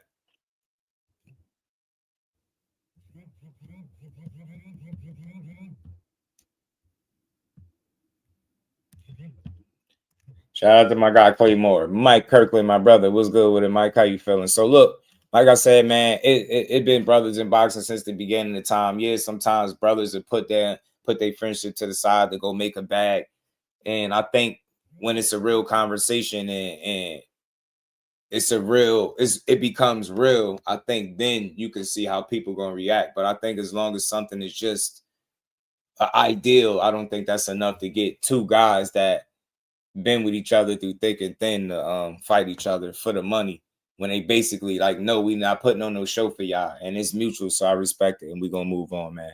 2 cents, my dog said I'm been with the chat. Now it's all good. Shout out to you, my guy. Let's keep going, man. Andre Dirrell has something to say. He has some things to say about Tank Davis. We're gonna talk about Davis, a spoiled brat. Tank a spoiled brat. I ain't listened to it all yet, so we're gonna listen to it with y'all. We're going to get to it. Let's get to it, y'all. Hit the like button if you in here. I don't care what side you on. Double tap the screen. Sub to the channel. Support the grind. Let's go, man. Let's get to this. Pull up Andre Dirrell. Travis Kelce versus Jason Kelce. I'm telling you, at this point, everybody might as well just fight each other. But that's all I'm saying. I'm just being real when I say that. I mean, everybody. Like, anybody that got a brother across the, you know what I mean? Yeah, y'all all got to fight. You know what I'm saying? And you seen Big Baby Miller, like I say, he actually done that and really came to tears. So I guess he's soft too, right? He being soft as hell. But he telling you, he done met people, kids. He don't want to do bodily harm to somebody where he done met their kids, see the smile on their kids' faces. That shit hit different. That's how I know a lot of people don't have real like friendships because they're so like blown away or confused as to how two people don't want to fight for money that they're not even being offered yet, y'all. Nobody's offered them a single dime to fight each other. And like I said before, it's just an ideal. That's not enough. Y'all better come with that paper. Better come with that scrap. You hear me? That scrap, that paper, that scrap. You dig? Let's get to this, man. Let me pull it up, man. Andre Dirrell.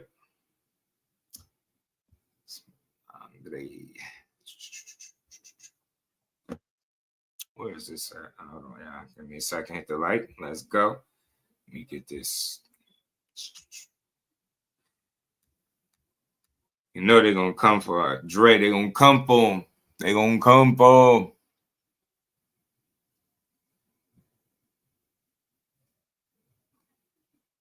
him.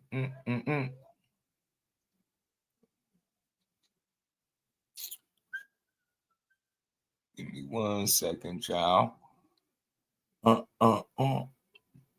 He called Tank a spoiled brat, but let's see why. I think for myself, so I don't know exactly what Andre said, but we're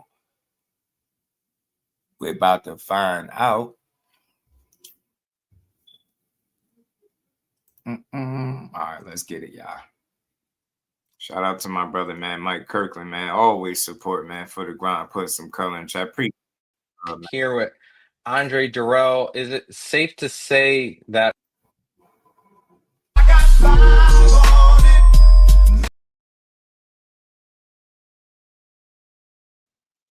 All right, man. Shout out to Fight Hype and Ron Goodall, man. Y'all hit the like button. Let's keep building. Appreciate you, Mike. Much love. Let's keep going.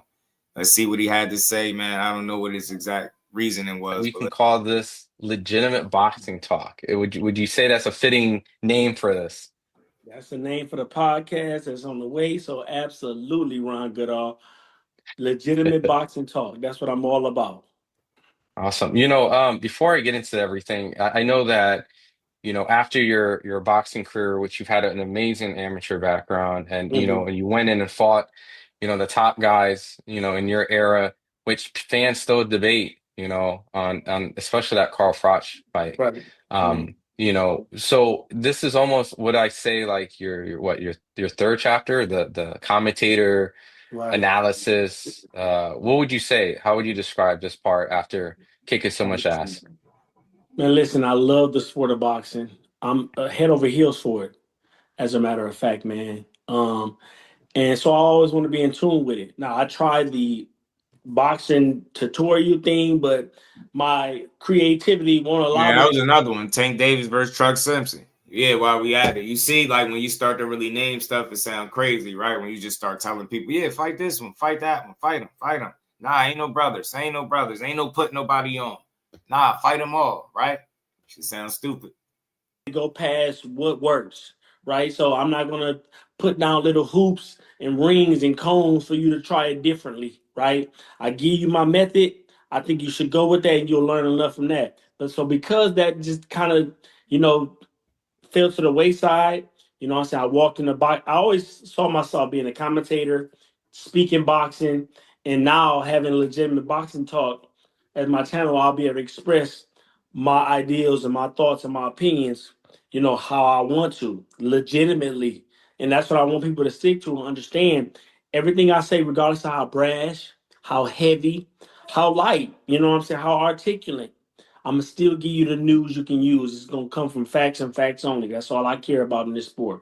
And a lot of fighters are in that kind of situation, right? So that's where I want to be because I've been in the ring and I know what certain fighters are going through based on what I'm seeing, right? Through my experience. So that's what it's gonna be all about, man. Legitimate Box Talking. Tiki This Barber chapter versus Rodney is Barber. one of the Steve biggest Burger ones. This versus is Steph going to. I'm telling you. I'm telling you. I'm telling you.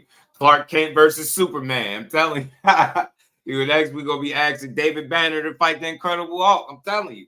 Peter Parker fighting Spider-Man. We can just keep it going. Root my love for Steph Curry boxing, and versus people Steph will get to Curry. You really know what I mean? understand where I'm coming from and how much I actually love the sport.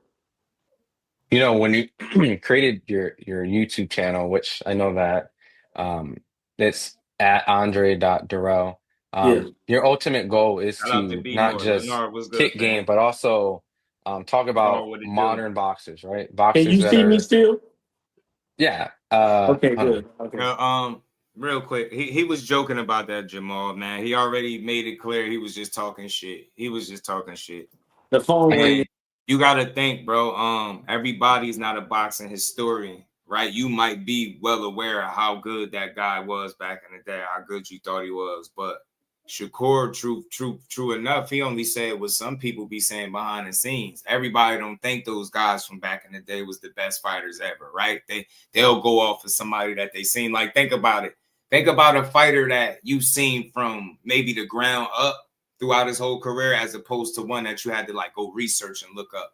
Think about how it hit. It hit a little different when you're able to watch it from fight one all the way up until current, right? So that's all it is. Some of these guys don't be historians, you know what I'm saying? But yeah, he said he was just talking shit. Batman versus Robin. I'm telling you. 704 Joe, what it do, my guy? Let's keep going, man. Hit that like button, y'all. If you It's in the fine. Go building, ahead. hit the like button. Sub to Okay. the channel. I think you're frozen for a second. You Yeah, can hear yeah. me, though, Andre right? Berton Ward is calling me right now. Oh, okay. If you I'm got to just answer it, you answer it.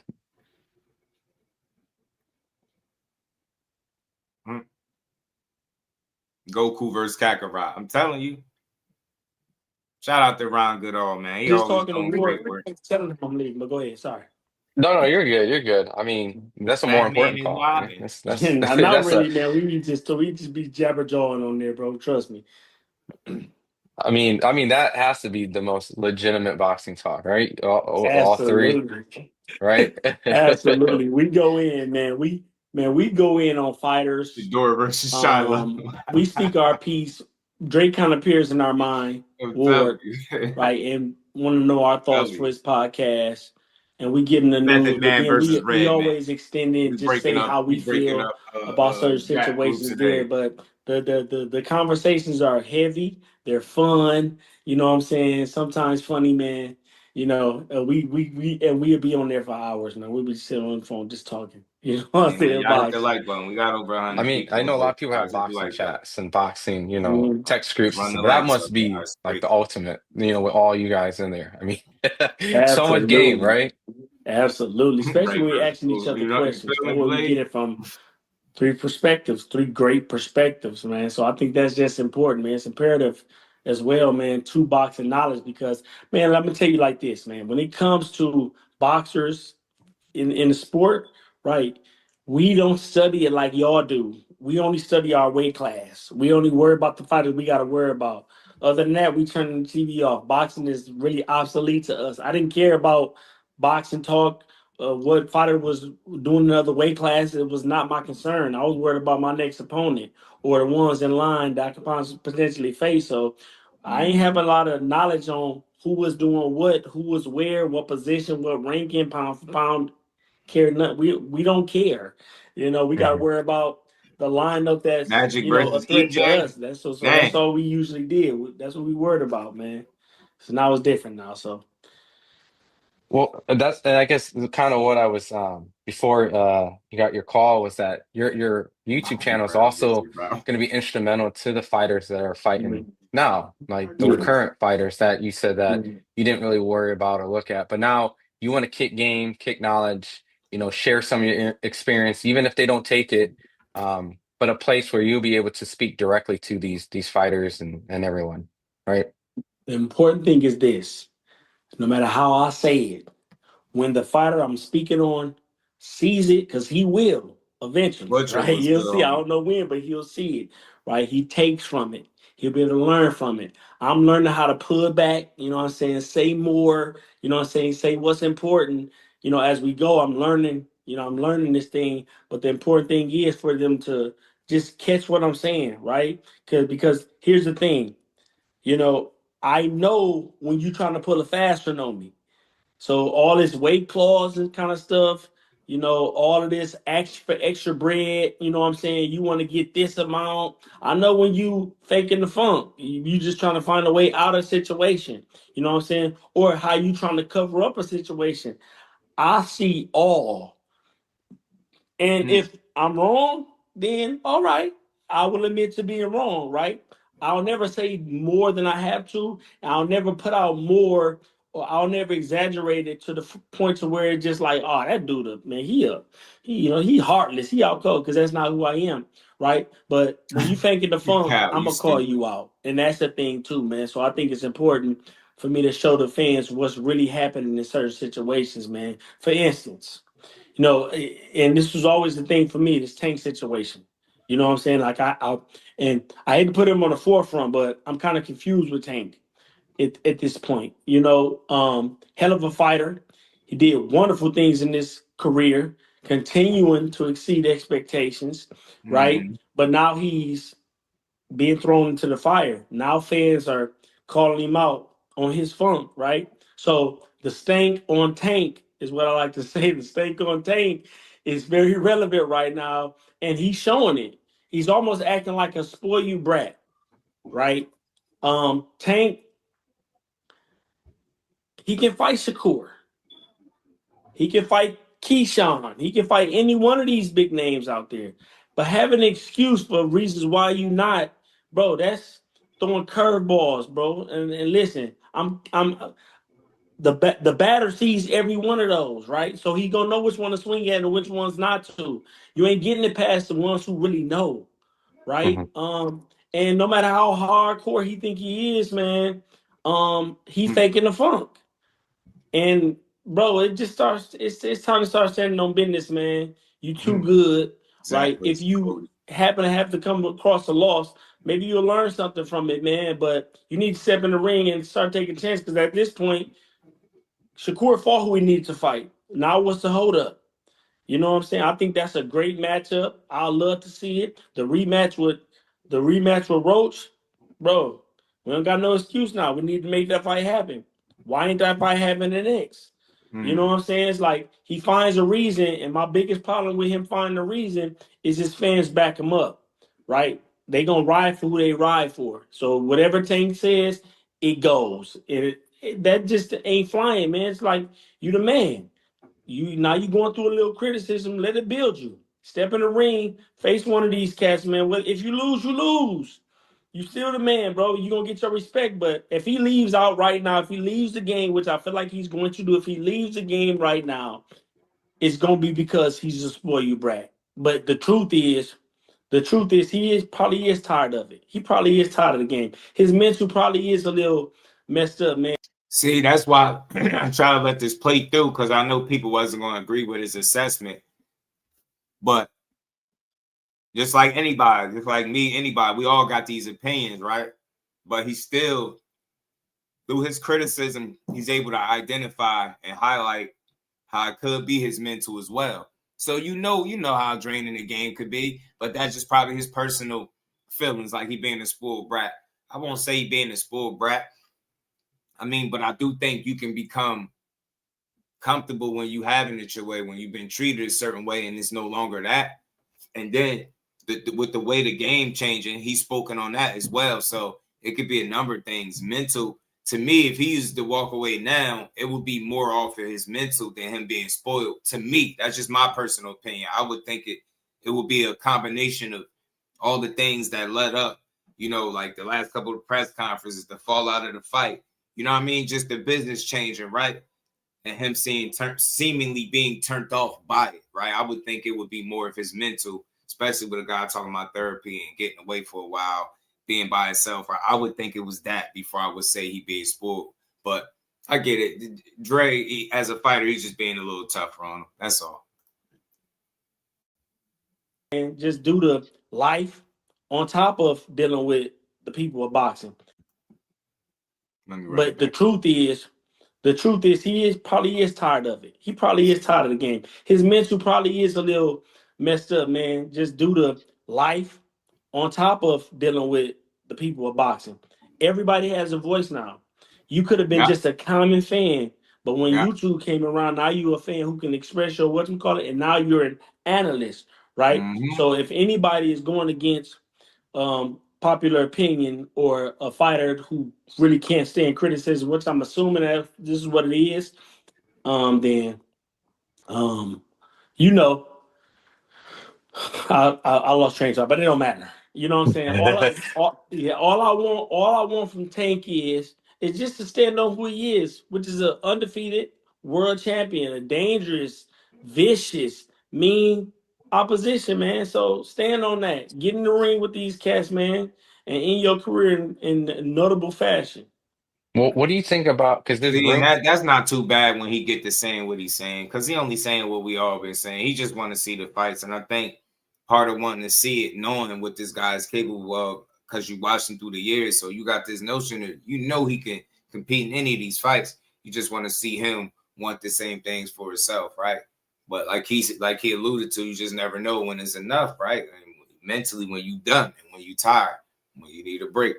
But hopefully, I said this before, maybe the Lamont Roach fight being a draw and then the rematch not happening and then the Jake Paul fight not happening could have lit a fire, because shout out to Sean Zeitel, he did say he hurried back in the gym, refocused, which could be a good thing, man. Now maybe he's sitting back listening to all the stuff that people saying, he gonna go prove some people wrong. We don't know.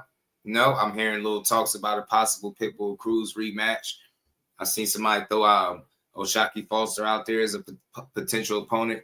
I don't see that happening, but you'll see. You just never know. Boxing is full of surprises and twists and turns, so you just never know what they're going to give us and when they're going to give it to us, man. But let's keep going.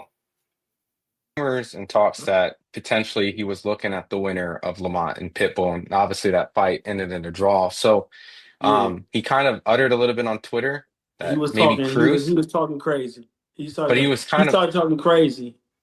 But he said maybe but he was saying maybe like a Pitbull Cruz fight, maybe. Yeah. I mean, if do you like he that? He already beat Pitbull Cruz. And then Pitbull was just really exposed again. Pitbull is gonna go for a good 6 rounds, and then he starts to fade. Right? So we see the silver lining for Tank there if he decides to go there. We know why he wants to go there. Thing is, he hasn't figured out Lamont Roach yet. Right? So this is why he's avoiding Lamont Roach. It's like, this is what he said, literally. Man, y'all only want me to fight him because y'all want me to lose. So what are you essentially saying then? You gonna lose if you fight him? That's what you telling us. See, they ain't gonna get by. They ain't gonna fly with me. But the thing is, I love watching this dude fight. I love his mentality. But I'm wondering now if he faking the funk. You know what I'm saying? Be who you supposed to be, man. Get in the ring and stand on business, dog. You know what I'm saying? Like, we ain't saying you're gonna lose. What did you learn? We want to know how you come back off of this. And you might lose, but you not fighting us, telling us that you think you're gonna lose. So maybe you can't beat Lamont Roach. So just say that then. Hey, interesting, man. Strong words from Andre Dirrell. Shout out to him, man. But look, man, everybody got their thoughts, how they see things, man. Shout out to Fight Hype one more time. Shout out to Brown Goodall, man, for the video. But yeah, Dirrell was speaking some truths in there.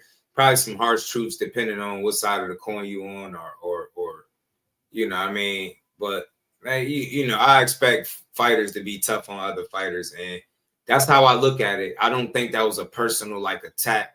This thing, you being a spoiled brat. I've heard way worse shit said about Tank.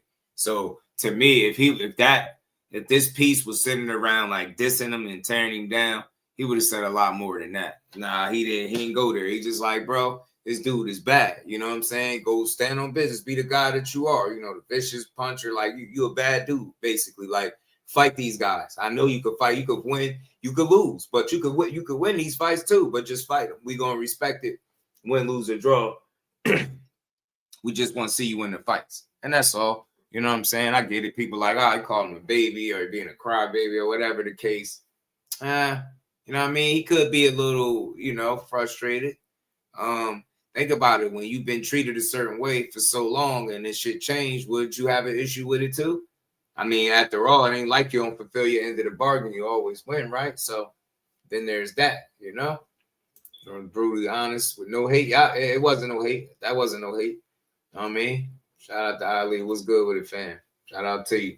Yeah, and for what it's worth, for conversation purposes, for anybody that didn't hear me, shout out to Sean Zytel. He was over there kicking it with Najee on Cigar Talk. He said he heard that Tank is back in the gym, focused, locking in. So that's a good thing. And maybe he could be returning soon. So like I said, man, if you went too far to the left or the right, whichever direction you went, like with the criticism of Tank ever since the Lamont Rose situation, the Jake Paul thing, I don't know. If he pop back on the scene, you're going to have to walk some of that shit back. Me, I'm very consistent. I support him, win, lose, or draw. Wish him the best. Do I wish to see him come back? Hell yeah, and prove some people wrong and make some of these fights because it's going to get fun. You know what I'm saying? He's still young enough, still in his prime. He can make any of these fights. It's just a matter of prioritizing them and if he really want them, right? It's different levels and tiers to being great. You get me? It's different conversations that's gonna hold you in a different light when it comes to being great. And I think, you know, when it comes to speaking about guys that made it from where he made it from, that he gonna check all of those boxes. But maybe when you start, like I said, on numerous occasions, when you start talking about the best fighters ever, maybe he won't be on them lists or in them conversations. But I think the end of everything, he's had a super successful career. Very, you know what I'm saying? Made a lot of money. He had impact. How much of an impact he's going to make when it's all said and done, it remains to be seen. But I don't think the Lamont Roach fight is the last we're going to see at Tank. I think we'll see him again. It'll probably be on his terms. So we'll sit back and see. We'll find out. I think it's really avoiding Lamont. Excuses that Lamont has a draw against Pitbull, so in deserve to fight Tank. Shit, that should have fall by the wayside if he go fight the guy that he did had a draw with. So to me, it's like he had a draw with both of y'all. He ain't losing neither one of y'all, so he definitely deserved a rematch. But yeah, Lamont could be pesky, man. That could be a pesky fight. Tired of them training camps, yeah. Fighting the bigger dudes. That's what some of the talk was for the fight for Jake Paul. Sparring with them bigger guys, not really wanting to do that shit no more. Remember he said he's something about not sparring with bigger guys in one of the interviews too. Because you want to preserve yourself. Like you don't want to put all the unnecessary wear and tear on your body. You know what I'm saying? Then you can't get back right when it's time. You know what I'm saying? You can't get right when it's time to get right. No good. Let's keep going, man. I got something else that I'm gonna play, man. Said Lamont boy Gary Russell Jr.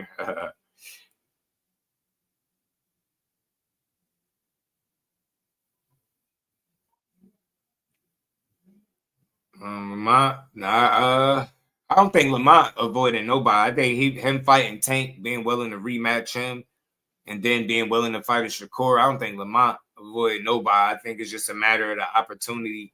Which opportunity gonna present itself first?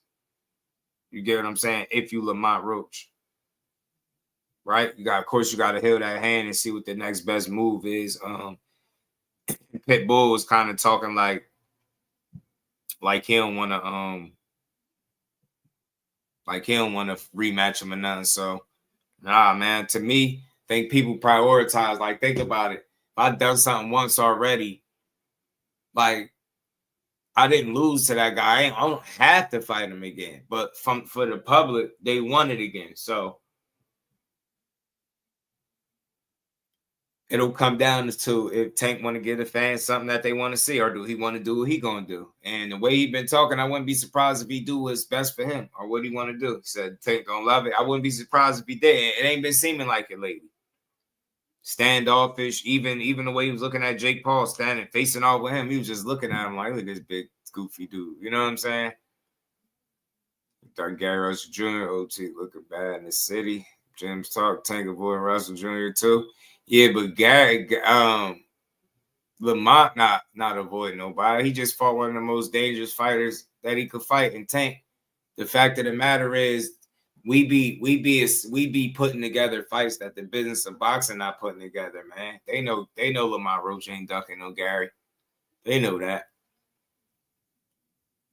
They know that these dudes ain't scared to fight. They grew up in or around each other, competition level. They all know what's up with each other for real. They really do. They all know what's up. Like I said, I don't think nobody's scared of nobody. Easy work boxing with it, dudes. Tank is a duck. I think Tank is a guy that had his career guided by one of the biggest names in the sport in Floyd Mayweather. I think he learned some game. I think he's set apart from him, and he picked up where he left off. It's not over, yo. His chapter not over. Let's see. We'll see. I ain't gonna write him off yet. I don't know what he's gonna give us, but right now, he gotta get back in the mix first. But we'll see. I just think it's deeper than ducking when you at that top. When you at that top level where he operating at, and behind the hands and tell you, just like any other fighter would, at the pinnacle of the sport, it's a business more than it's a sport. It's a business, and that's the best way to describe Tank in his situation without trying to overly explain it, try to justify any decision he made. It's a business at that level, and you can tell just by the selection of opponents, the timing of opponents. It's businesses. Like they gonna make that bag, bro. They gonna make that bag. Think about it. If you was investing in a Tank Davis business, man, you gonna make sure that train is on the track, running full steam as long as you can without doing anything foolish to risk it all and mess it up. You get what I'm saying? So if Floyd would have ran back off the draw, absolutely though. Absolutely. I think so too. And that's why I say he kind of let people down a bit by not delivering a rematch. But like I said, I just know situations change, people change their mind. And it's like, bro, I fought him once. To hell with him. I ain't fighting him again. I get it. But I also get anybody saying, like, bro, you got to fight. I get it. I swear I do. I promise you I get it. Promise you I do. But we going to see, man. We'll see. Let's keep going, though, man. We got to get to Hitchens, man. Hitchens has some words for Keyshawn. Shout out to the homie YSM Sports, man. He did an interview over there with Richardson Hitchens, man, and he gave some words about Keyshawn. He got a warning for Keyshawn. He got a message for Keyshawn. Keyshawn Davis.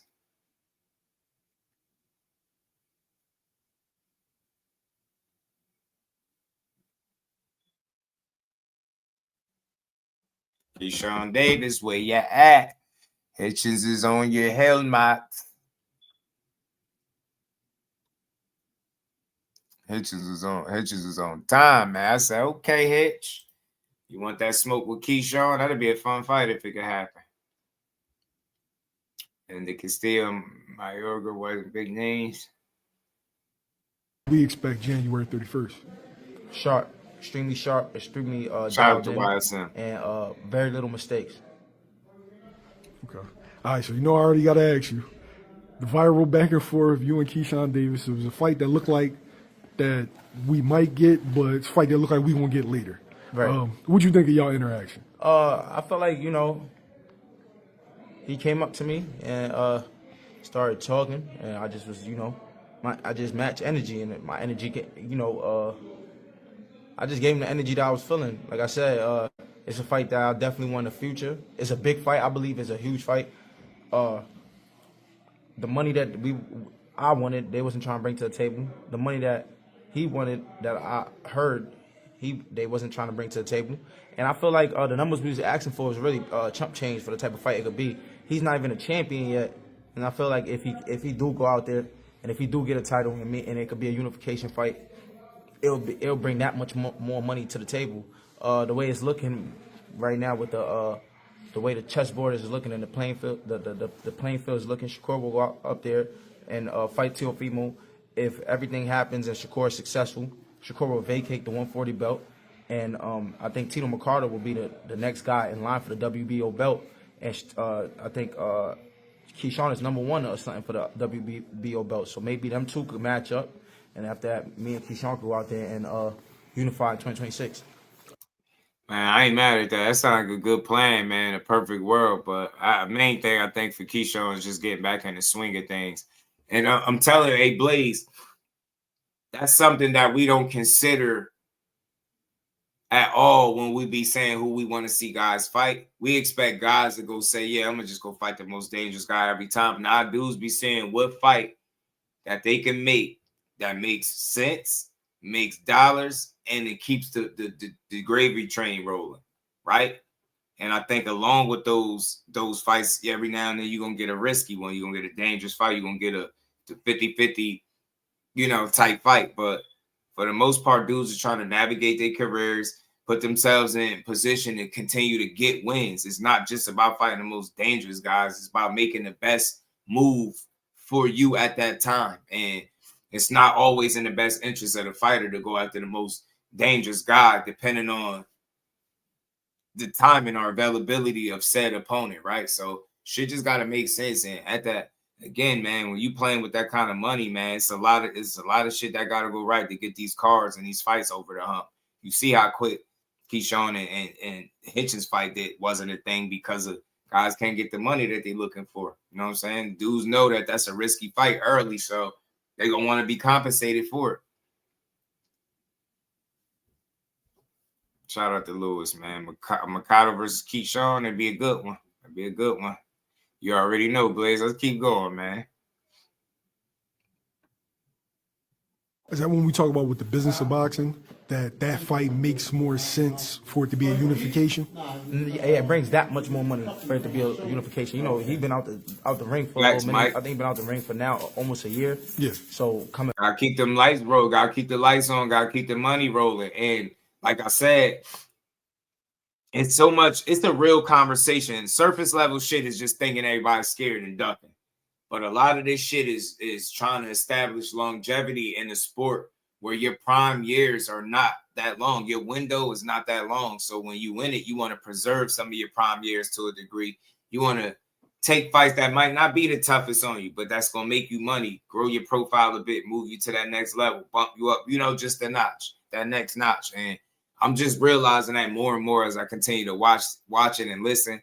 Everything is not always about being scared and not wanting to take challenges, but they know these challenges are risky and dangerous. And if they lose, then you get set back in a way that you might not be prepared for mentally after you done put all the work you done put in. So I get it, man. They work so hard just for one night of work. Think about how much training go into one fight, let alone you done won 20 plus straight. Now you're telling me to go out, risk it all, and then I lose it all. Now I'm all the way back to square one after putting in all that work. It could be pretty frustrating and damaging. And again, you talking about a sport where you can't play it and your prime years don't last that long. That window is a very short one. So you just got to capitalize when you're inside of that prime. You got to capitalize on it, preserve it, and maximize your opportunities. And I think that's what this is about. Like him fighting Kambosos, that's maximizing opportunities, right? That's a guy that's fought the Lomachenkos. He beat a Teofimo. That's a good name to put on the resume, especially if I stop him the way I did, right? He got a little fan base of his own, keeps the train moving, gets me paid, a notable name on the resume, and then I get to move on to the next guy. It's all about making it make sense so this fighter can have shelf life. Like, think about it. If everybody was just fighting the best, And no in-between fights, no builder fights, no, none of this type of stuff, no maturation fights, man. Boxing, all these dudes would be burnt out and they'd be retired in no time fighting each other. That's what I believe. So I think these in-between fights serve a purpose and a place in the sport of boxing, bro. You just got to understand it and see it for what it is. And it's all about the fighter that you're speaking on. Richardson Hitchens is a phenomenal boxer to me. I have no reason to believe that he's scared to fight somebody. Like, do he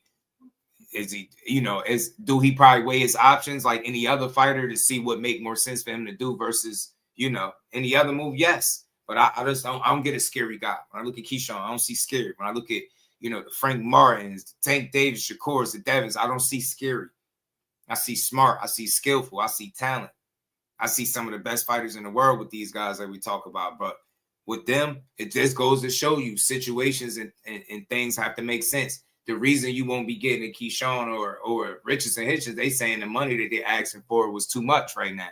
So maybe with belts on the line, they both established with belts. Maybe that money they're asking for ain't too much after all. See, it's all about business, and people don't be thinking like that. These dudes be wanting these fights, but they be wanting it to make sense. They be wanting, because they know they're asking for a certain amount of money, so they want the magnitude of the event to justify the asking price. So, and I was hearing they wanted around $2.5 million or something to fight each other or whatever. But you figure if that's a unification, maybe that's something that they can get, depending on how to fight. You know what I'm saying? What kind of fight it is. So we'll see. Shout out to Mike Kirkland. Appreciate the love, man. Supporting the grind. Except for always talking the way they move these fighters. Facts, man. Because a lot of this stuff makes sense. Like these dudes would be burnt out if they all move the way the fans say. Yeah, just fight that one, fight this, fight that. It's about shelf life, longevity, and it's a marathon, not a sprint. You get what I'm saying? The way we be throwing these dudes in the fire, we be turning it into a sprint, and that crash and burn. This shit is really a marathon. You got to make it make sense, and that's why I'm respecting all of these guys that make the best move possible for yourself. I don't know what that is because I don't got all the answers, but I think that's what all of these guys be doing for real. Locked and loaded was good.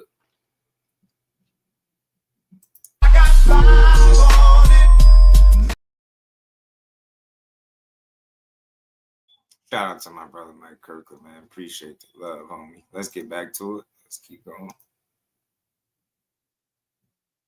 Back, definitely he should go out there. Backs behind the hands, he do. Put his stamp and show the 140 division that he arrived, fight a credible league, at least try to get a title. If not, the fight is still a big fight regardless. But definitely with him going, he definitely need to go to 140 and at least show that, show his presence and show he's here. Is money normally the deciding factor in fights happening or not happening? Because a lot of fans, they have the perception that, this fighter's scared of that fighter. I mean, it's called prize fighting. So I'm not gonna get tricked out my spot. You know what I'm saying? I mean, I ain't gonna let nobody give me less than I know I deserve. You know what I'm saying? If the money that I asked for with Keyshawn, I felt like it was chump change. Keyshawn is a young star. I'm a young star, and the boxing world want to see it. If I want to see it so bad, put the money up for it. And it is what it is. There's no ducking. Nah, I don't think it's ducking on his side. I don't think it's ducking. It is definitely not no ducking on my side. Like I said, the fight will happen. The fight with me and all these guys will happen. But of course, money is a deciding factor. I'm not going to fight a guy for a certain type of money that I feel like I'm more of. I feel like I deserve more than that, and that's anybody. You know what I'm saying? Terrence Crawford wouldn't have fought Canelo if the money wasn't right. You know what I'm saying? He making a great Pacquiao point. If the money wasn't right, and it goes on and on. You know what I'm saying? So yeah, y'all get all the fights.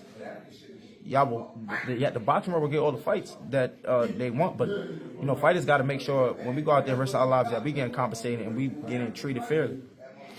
You see, he's speaking like a real one. That's the side they don't really want to have these conversations. They like, because we quick to tell a guy what they ain't worth. You ain't worth this. You ain't worth that. We don't know what they worth, what they negotiating, but fights got to make sense, man. Dude said a long time ago, man, it got to make sense on both sides or fights don't get made. These dudes feel like, look, but the only thing is with Hitchens, I think if Keyshawn was a more established pro, then maybe the money they'd be asking for might be justified. I think Keyshawn need a couple more fights, reestablish himself establish himself back in the game at 140, be a player there, then revisit that situation, and they probably both could get paid. But it's always about the business, bro. And are you listening to this man speak? Do he sound like a guy that's just scary? You know what I'm saying? He's scary, like, bro, that business got to make sense. You heard what he said. It ain't no ducking on neither side. It's business, bro. We got to get paid. Like, we feel like we worth this much. And if it's a discrepancy, if you feel like, oh, yo, we not getting what we feel like we worth, then we don't take the fight. We just keep building, and then we revisit that later. I don't see the harm in that. But we be overly critical of these guys that's trying to get paid, like I said, in the sport that you can't play, that take physically years off your life, right? That is no tomorrows in boxing. There's no guarantees in boxing. It's a dirty game. It just goes on and on. So each opportunity you have to maximize. There are prize fighters, and they want to get paid accordingly, bro. You know what I'm saying? Listen, if I'm risking my health, I want to get paid as much as I can too. And I damn sure ain't listening to no YouTuber or nobody in the crowd telling me how much I'm worth based on a damn Google search that you did, right? You're going to try to get paid, man. This blood, sweat, and tears is the hurt business, right? Like I said, people walk up out of there never the same. So, yeah, every turn, every opportunity, you got to maximize. The evolution of shout out to my bro, the Butcher, man. Appreciate the love, man. He said support the grind.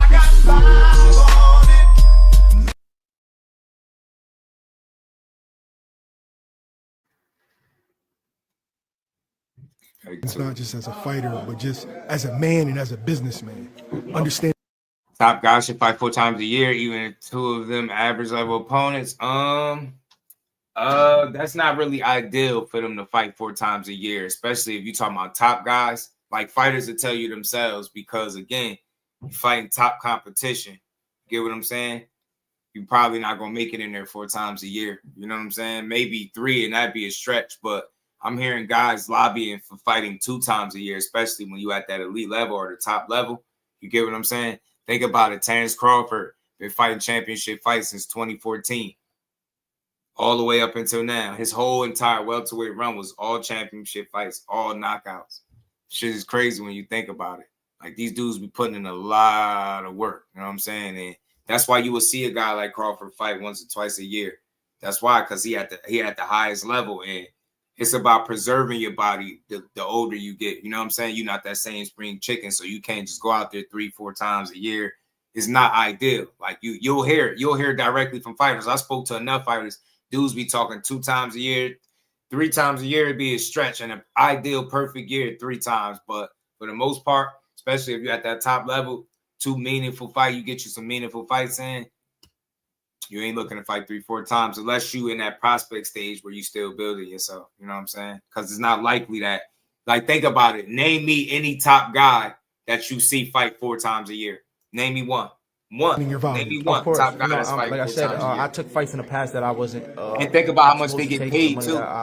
That I've gotten. So how much they get paid also impacts how often you see these guys too. So think about some of these guys that demand that big payday, that big bag, that purse, right? You want to see them a little less than what you used to seeing too. They really what it was people knew what Terrence Crawford talent was. They try to hate him out the sport. They try to, I don't want to say use the word blackball, but they try to banish him, like do away with him. And his skills and talent superseded all the narratives, all the rhetoric, all the slander, all of that stuff throughout the years. And Terrence Crawford's still at the top of his game. And that was all to get to the position that, you know, to one day be able to demand certain type of money. Never elevated. Talk about it, like please. I said, the more I keep winning, the more I keep stamping my name and showing the boxing world that I'm somebody that y'all gotta, you know, y'all gotta call for and want to see. It's gonna happen. What does that fight look like? Because I got to go to that. Sorry about that. I'm going to go to the one solo. Yeah. All right, Lenny. I'll call you. What does that fight look like? Because you referenced the sparring and you referenced the success you had in the sparring. So is with Keyshawn. Yeah. So is that what you expect, or do you expect something different? Nah, it's a whole different fight. I'm a way different type of fighter. We sparred. Last time we sparred was probably 2019, and I sparred in probably like a few rounds, just playing defense, moving around and stuff. I think he think I'm the same fight. He's saying, oh, he's better. He's gonna knock me out. When I fight that kid, I'm gonna beat the shit out that kid. And he could talk like he's tough. He could talk like he's this and that. I know what I am. I know what I got in me. I know the fire that I got in me. I know how hungry I am, how tough I am, and he's going to feel his presence. And I told him to his face, he could get it, and his brother could get it. But his brother already suffered a loss to, you know, Philly's own, not all bright. You know what I'm saying? Cleaned them up, and I think that was in Virginia, right? Went over there, cleaned them up. Shout out to Lewis. You know what I'm saying? Now them boys, they ain't allowed in Philly no more. Do you think it was a mistake? Shit. Look, him and Keyshawn would be a great fight whenever it happened. They two truly skillful guys. Keyshawn got that bit of a mean streak in him that a lot of fighters don't have. Like you can't get this stuck on it. I'll give you something else. Give me a second. You know what I mean? He got that shit that some people say you can't teach. You know what I mean? Grayson with a Duke fan. Z was good. So look, he's saying the things that he's supposed to say. He gonna beat Keyshawn ass when they fight.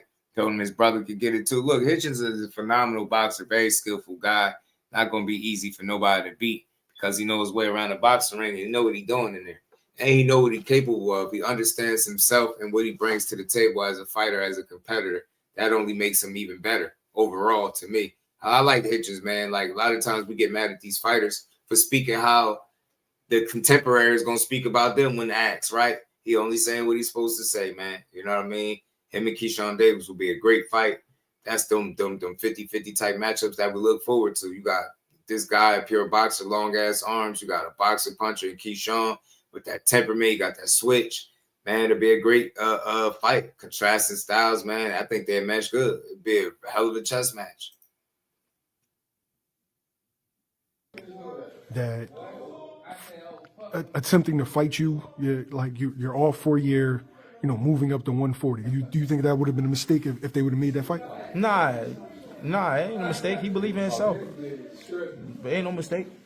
He's still young. A year ain't that long out the ring. He's still in the gym. He's sparring Shakur. He's sparring Terrence Crawford. So he's still sharp. Give me a prediction, officially. You say you beat the shit out of him. Is it a decision? Is it a stoppage? What? I don't know, man. I know I'm gonna come out victorious. I know I just know I'm the better fighter, not just boxing, the better fighter. So yeah.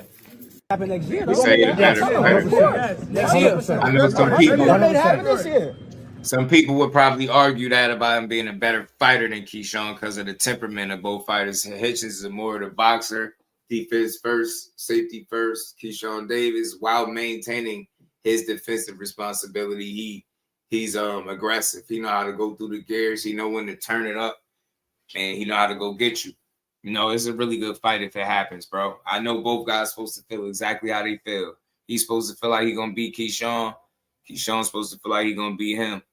Man, Keyshawn got that little bit of it to him, man. That little bit of to him, man. You know, Hitchens is a guy that gets slept on because he's not some big puncher, but he's a phenomenal boxer, world class.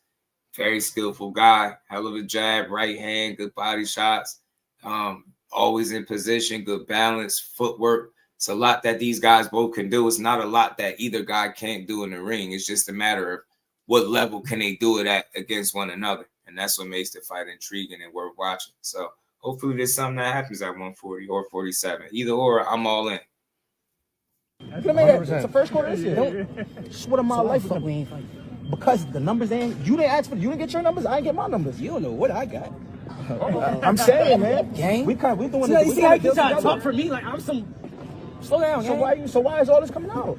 People believe. Bro, I ain't tweet shit, gang. You asked me. You deny everything. You saying, oh, you didn't. Delisandro didn't want to fight. I'm here. You wanted to fight. You got your numbers. Then I'm here. You didn't get your numbers. No, I said you ain't know what I got. That's what I said.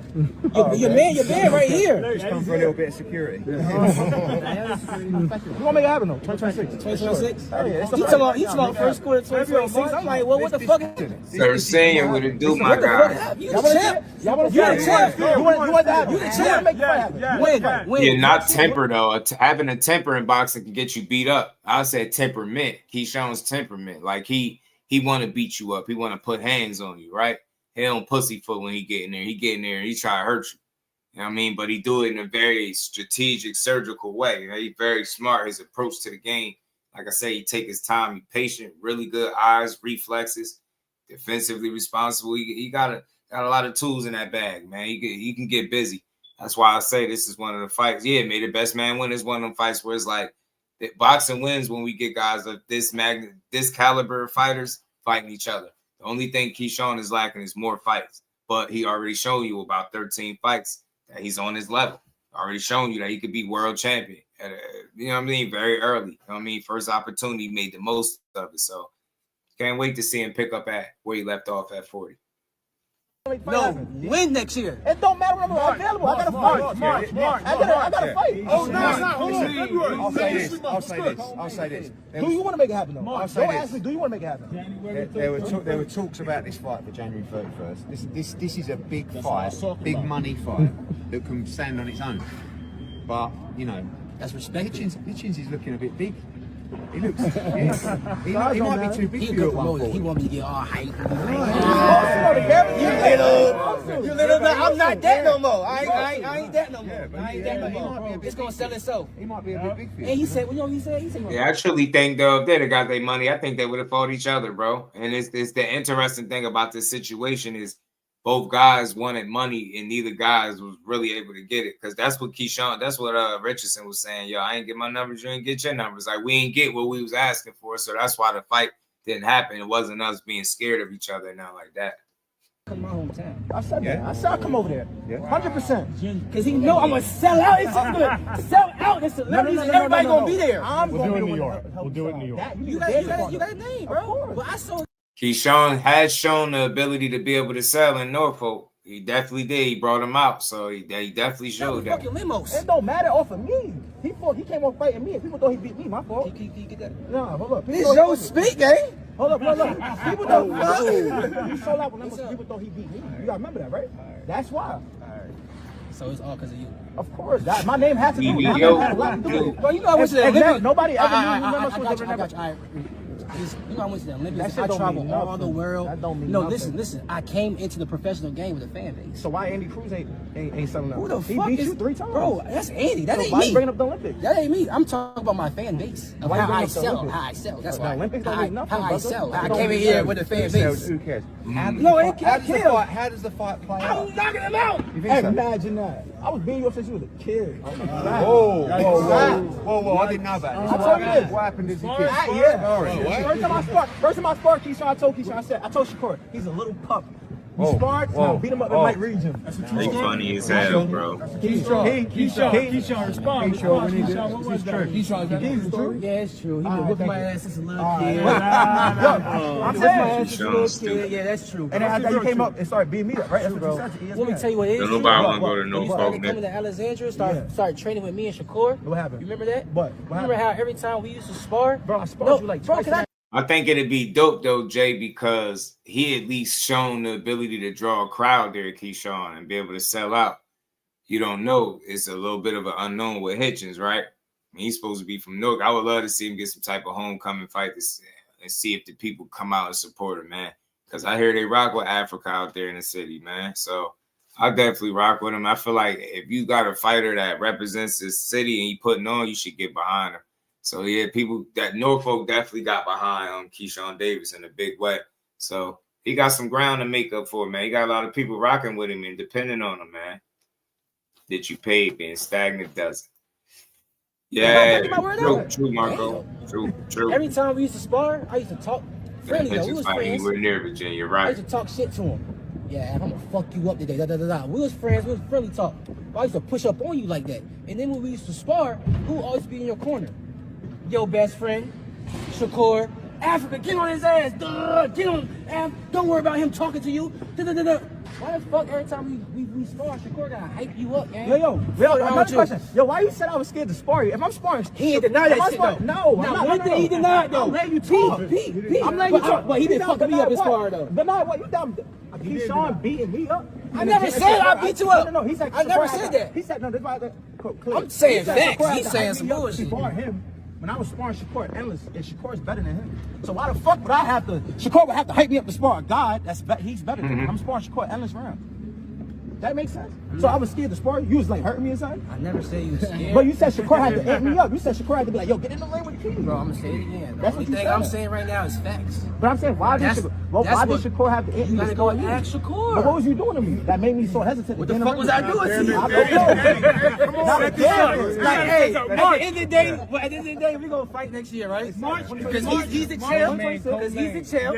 So I'm gonna come out there and get his motherfucking belt. New York. Next year, y'all want me to come back? New York. I'm gonna come back. I'm gonna take your belt because you know you're not better than me. You're gonna get fucked up. And you can't take a punch. I promise you can't take a punch. And I know somebody you really scared of. Who? In March. You really scared of. Who? It don't matter. Hey, next year, 2026, I'll fuck your boy up. Hey, we fight in Norfolk. You said he said He said, look, we fight in Norfolk. We fight in Norfolk. I'm gonna smoke him, bro. I'm gonna smoke him. Limos hurt you. Limos hurt you. I never got hurt. I ain't never been down. I see. I got it. You've been hurt. You've been down. You've been down in sparring. You've been down in sparring. I've never been down in sparring match. Yo, I've never been down in sparring match. You've been down in the sparring match. He never hurt you? No shit. Hold on. When a nigga touch you with them 8 ounces, I promise you that smile gonna wipe over your face. Africa, he never hurt you? Who hurt me? He never hurt you? I've never been hurt. I've never been hurt in my life. Ever. 16, 8, none. I've never been dropped. I've never been dropped. Ever in my life. I've never been dropped. Can he say the same? Facts. Ask Keyshawn, have you ever been dropped? Keyshawn, have you been dropped? Ask him. I'm gonna leave it alone like that. Have you been dropped? Yeah, I've been dropped. Okay, now I've been dropped. I done got back up. Now I'm here again. We're gonna fight in Norfolk. Okay, against your bum ass. Okay, so we agree to March. Is the March happening in March? No, I can't agree March. I'm serious. I'm gonna fuck you up. I promise you my life you ain't fucking me up, That's nigga. personal, nigga. Let's do it, nigga. Let's do it, nigga. Let's do it, nigga. Let's do it. All that side shit don't mean that. And you know I took that shit back. You know what I'm out. I know I can back it up. You know I can fight. I promise my life I'm better than everybody before. Yeah. You probably is. I like these face-to-face interactions. You need more of these, man. You shining nigga in the boxing ring. You shining, champ. This fight gonna be big. You shining, champ. You shining. You shining, champ. With your Carhartt, your Tim's on. You shining, champ. Okay. I know. I'm gonna keep thumping. I'm keep thumping with my sweats on, gang. Come on. Let's go.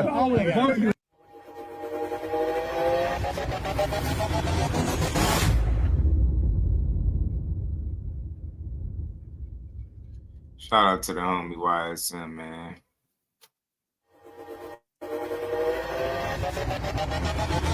Good shit, man. So that was a good interaction from them, man. Being that we talking Keyshawn, we pull up something else where he talked about potentially going from going to 47. You pull it up. Shout out to my dog, Cal, man. We gonna pull it up. For 2026, you know. 2026 February, man. We got something planned in February for sure. Okay. Is it gonna be international or is it gonna be like stay local? It's gonna be out the country. Okay. That's the bet, man. Despite everything that you've been through, what was probably some of the key things that you learned that you will be able to take into the new year, new weight class, new camp? You know, so what are some things that you learned that you would like to share? What is the new year? I'm actually looking at a different weight class. I'm actually looking at 147. Oh, so you just skipping? You just gonna jump up too? Okay.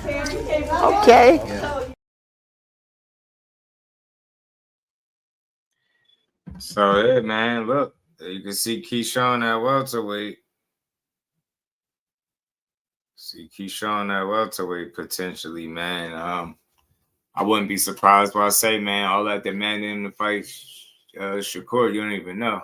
You know what I mean? How long he gonna be there for that to even be a real thing? So, look, you know what I mean? I like you say he gave Chris Colbert vibes. I like Africa. He a real one, man. I just think, like he explained it, I think that what they wasn't able to do is come to the agreement terms of the money. Neither guy was able to get the money they was asking for. So they saying both guys priced themselves out, but maybe it's just premature for them to be asking for that money without it being a proper unification or something like that. So maybe maybe with the right win or something, they could build up to, you know, making that fight and getting the money that they was both asking for. But we'll see. Keyshawn at 147 is very interesting, bro. Things could get fun to see Keyshawn up there at welterweight, man. Man, that's something, bro. That is something. I ain't gonna lie. I ain't gonna lie to you. That is something. That's let's see. Let's see him at 140 first, though. Let's see if we get there. Tread lightly, 147 look light, but it's happy high. We trying to grab him 140 belt. Then one to welter. Now with Big Cheeto no more. I think he's still with Bo Mac. I think he's still with Bo Mac. At least to my knowledge, he is. You know what I mean? So I don't think he split from him.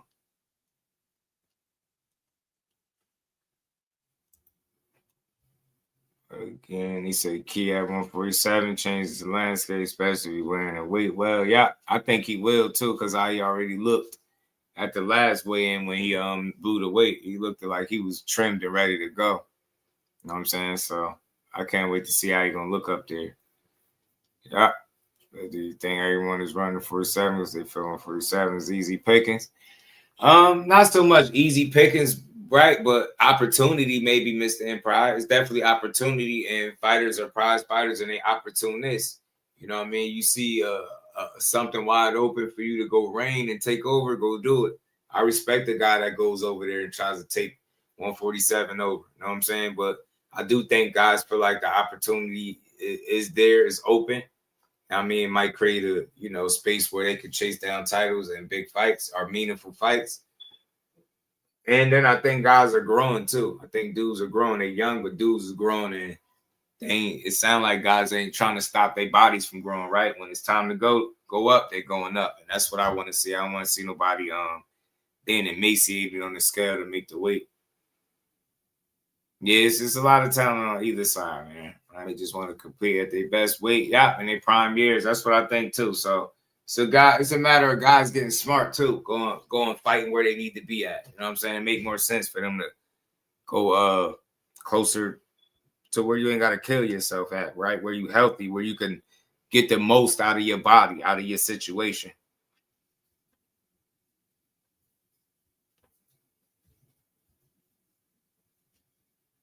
The comp better at 47. Everybody there should be there for a minute. I think 140 is deeper than 47, though. I think 147 is wide open for the take. I think it's more open than 40.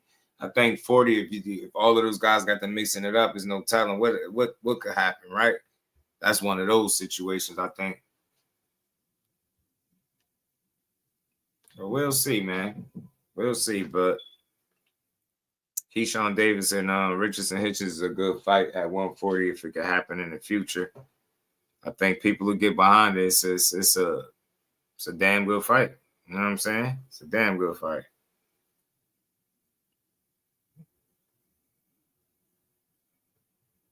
Give me a second. And lastly, man, before we get out of here, I'll play this video. Shout out to KG, Kevin Garcia, the Puerto Rican kid. He did a video. He interviewed Christy Martin. And this is what she had to say about Claressa Shields. So I'm going to play the video. I'm going to get my thoughts on it. TL runs 140 until that bad boy from Brick City get there to relieve him of them straps. But let's get into what Christy Martin had to say about Claressa Shields. As y'all know, man, when you're the best, people going to take shots and everybody ain't going to like you. That's just what it is with Claressa. She ain't got to be everybody's cup of tea, but there's no denying who the damn GOAT is, no matter what narrative they come up with. You know, AKA the Puerto Rican kid. I knew this, and when I was flying over here, I knew I was thinking to myself, the Puerto Rican kid will be here this week. Welcome. Yeah, no doubt. Okay, so I want to get your thoughts on this. Back in April, you were on a podcast. I forget what podcast. And the hot topic at the time was Claressa calling out Layla. This was before the $15 million thing came out. When you think now, us getting beyond that, what do you think, looking back at that, about that call out? Not so much the call out, you shared your thoughts, but the fact that it got to the point where money was being offered, 15 million was put out there, and it seemed like Layla was put in a position, right, like into a corner of, hey, take this fight. As somebody who, you know, not only fought professionally, fought Layla, pioneered women's boxing, do you think that that was the right way to go about it? I mean, come on. If you think you're the greatest of all times, why are you calling out a 50-year-old woman that hasn't been in the ring in 10 years or 12? I don't even know how long it's been since Layla fought. Call out the people that fight. Clean up your division now. And you can't look to people that haven't even been in the ring in 10 or 12 years and that are, you know, Layla's 50 years old. She has 3 babies. She's doing all kinds of shit. She doesn't need Claressa Shields. Fair enough. And I know you said that, you know, if they had fought, you obviously favored Layla. Were you hoping was there a little bit inside of you like, come on, Layla, take that fight. Go ahead, prove it. Yeah, I mean, a little bit. And I actually talked to Layla about it. And I thought for a second she was going to do it. But, you know, she decided, well, I don't know that there was ever, even that she was considering it. I don't know. I didn't have that deep a conversation with her. But, yeah, of course I was hoping she would take it and bust her ass. Yeah. Fair enough. Last question for you on this topic, on Claressa Shields. She recently restated, it's not the first time she said it, but she recently restated on a popular podcast, she could beat Rolando Romero or Keith Thurman. And first, do you think that's true? And could we ever see like and I'm sure you know about this, even though you're a very young lady, I'm sure you recall Billie Jean King, Bobby Riggs, the Battle of the Sexes. Is that appropriate in combat sports? Could you ever see something like that? Or would you be in favor? Like, yeah, just sparring, nothing. No, sparring is one thing. You know, I worked with male sparring partners throughout my career. But to actually have a fight, that's ridiculous. It's ridiculous that she would even make that statement. And, you know, what should happen? One of those guys should walk up and knock her the hell out. But they won't happen because they're both gentlemen. That's not going to happen. But she can't knock out women. So why is she talking about she can knock out or beat these guys? These guys are elite. It's not happening. She's struggling to beat second-class women. Hey, I don't think there's much more to say. Nope. But I do appreciate your time, Christy, and I do look forward to catching up with you. Now, you know, shout out to Christy Martin. She did help pioneer women's boxing and all that shit. Legend in her own right. I don't have no personal smoke with her, but I'm not surprised by her stance and her take against Claressa. Look, I'm no fan of Claressa saying she'll fight men, but to a degree, I understand that that's the competitor in her. That's her competitive nature, her competitive edge that has her say things like that. She really do believe she could beat Rolly and Keith Thurman. I don't like when she talk like that, but as I stated, I get it to a degree. But you're making it seem like Layla is some victim that she just handpicked her out and just start calling out a 50-year-old. That 50-year-old that you're talking about is somebody that took shots at her very early in her career.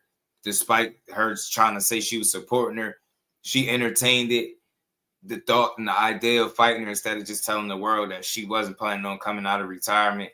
She said if they got X amount of money, she would entertain it.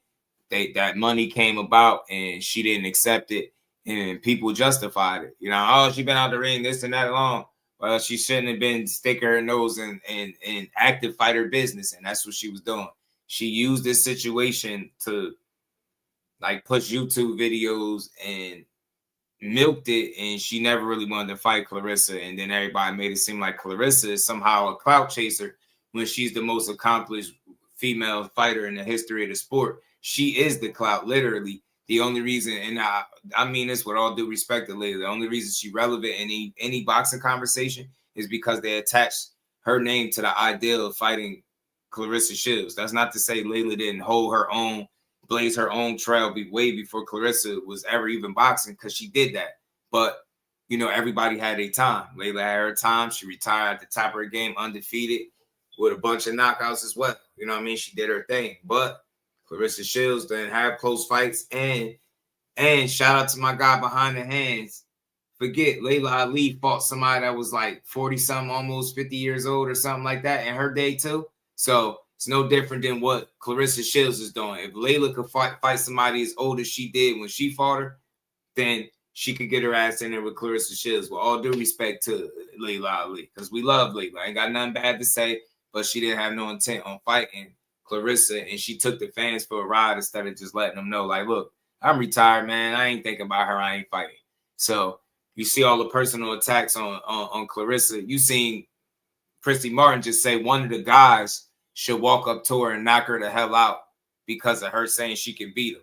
That's domestic violence, bro. Like, you ain't say in a boxing ring somebody should beat her ass, give her what she's looking for. You said one of those guys should walk up to her and knock her the hell out. I thought that was a little wild.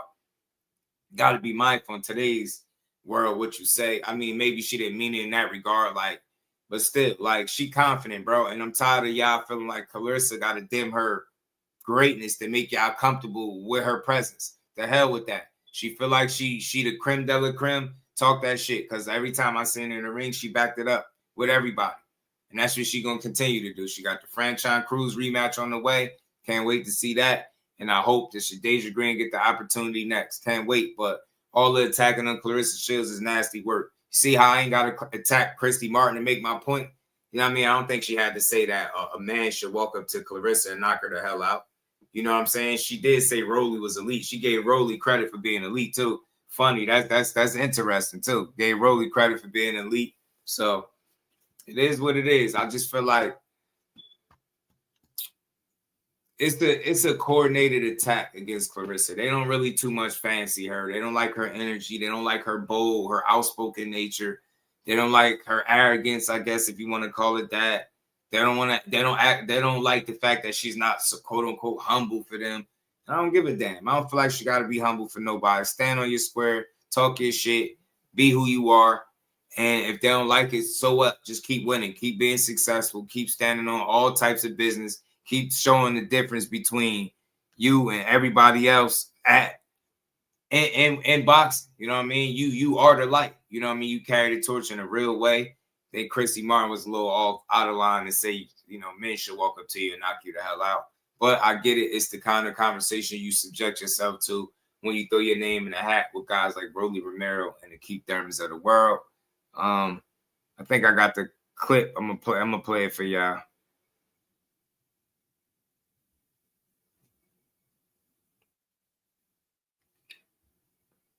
I'm play it for you. He said Rolly 2 division chat. Big Rolo. He said Big Rolo was what they say? Elite. You know what I'm saying? Shout out to Cliff. He said here's the talk. They were like 300 speed shop. Yeah, they act like she gotta dim her greatness down to make people feel good. Yeah, Claressa, you shining too bright today. Chill out. Dim your brightness. You know what I mean? Turn the lights down a little bit. Like, come on, what we doing, bro? Claressa Shields should be appreciated, supported. I get it, man. Maybe she say some things that might not really, you know, hit your ear the right way, but overall, she is a pioneer of the sport, respectively, in today's boxing. She carrying that torch bright. You know what I'm saying? Shout out to my baby girl, the Queen Miss Just Do. Got over 120 people in the building. Look, you vertical, double tap your screen, subscribe to the channel if you're new. Hit that bell icon, hype the video. We're going to build for a few more minutes before we get up out of here. Shout out to the Queen, Miss Just Do. How you feeling? The irony is that Christy Martin was a victim of domestic abuse. And I know that, and that's crazy behind the hands, and that she would even say that. But, and I know, I'm going to say that, I'm going to try to give her the benefit of the doubt. I'm going to say she didn't mean it that way. But the fact that these people don't like Claressa, they don't even think about the shit that come out their mouth. They just say it. Like, how old was the chick behind the hands that Layla fought back in the day? That was the old female that she fought, and nobody batted an eye. It was completely fine for her to do it. But then, if Claressa do it, then it's a problem. Claressa do it, then it's something wrong with it. Like, you know what I mean? She can't do that. You get me? Says she too angry. Who too angry? Claressa? I don't think Claressa is too angry. I think Claressa is who she is, man. I think she great at what she do. She gonna speak her shit. I think she spent her career fighting against a male-dominated sport, fighting tooth and nail for everything she get. And just because she might say some things that you don't agree with in an interview or whatever, you might not like the way she went about something. We use that as a reason to kind of dim her light, tear her down. And we put a lot of energy into trying to talk about what she is not, but we have very little to back that off of, because inside the boxing ring, she's everything she says she is and then some. And the shit not close. She don't have close fights. Christy Martin also says something that's not true. She says she's struggling with second-class girls. She's not struggling with second-class girls. And it's crazy that you would be quick to call somebody second class. Look, all these people that you try to put over her will be second class to her. All of them. And we being all the way 100 and we keeping it all the way real. She running laps around certain people, man. They're going to take them a long ass time to get to where she at. You get what I'm saying? Some of these people have never reached the pinnacle that she reached. They have never reached the level that she reached. Respectfully, they just won't. They won't. You get what I'm saying? So it's just sad to see that more people are not in full support of Claressa and what she do. it's sad that we focus more on her relationship and who she laying down with rather than how convincingly she continuing to constantly dominate the competition. I'm not saying she perfect, but shit, who watch boxing to look for anybody to be perfect, right?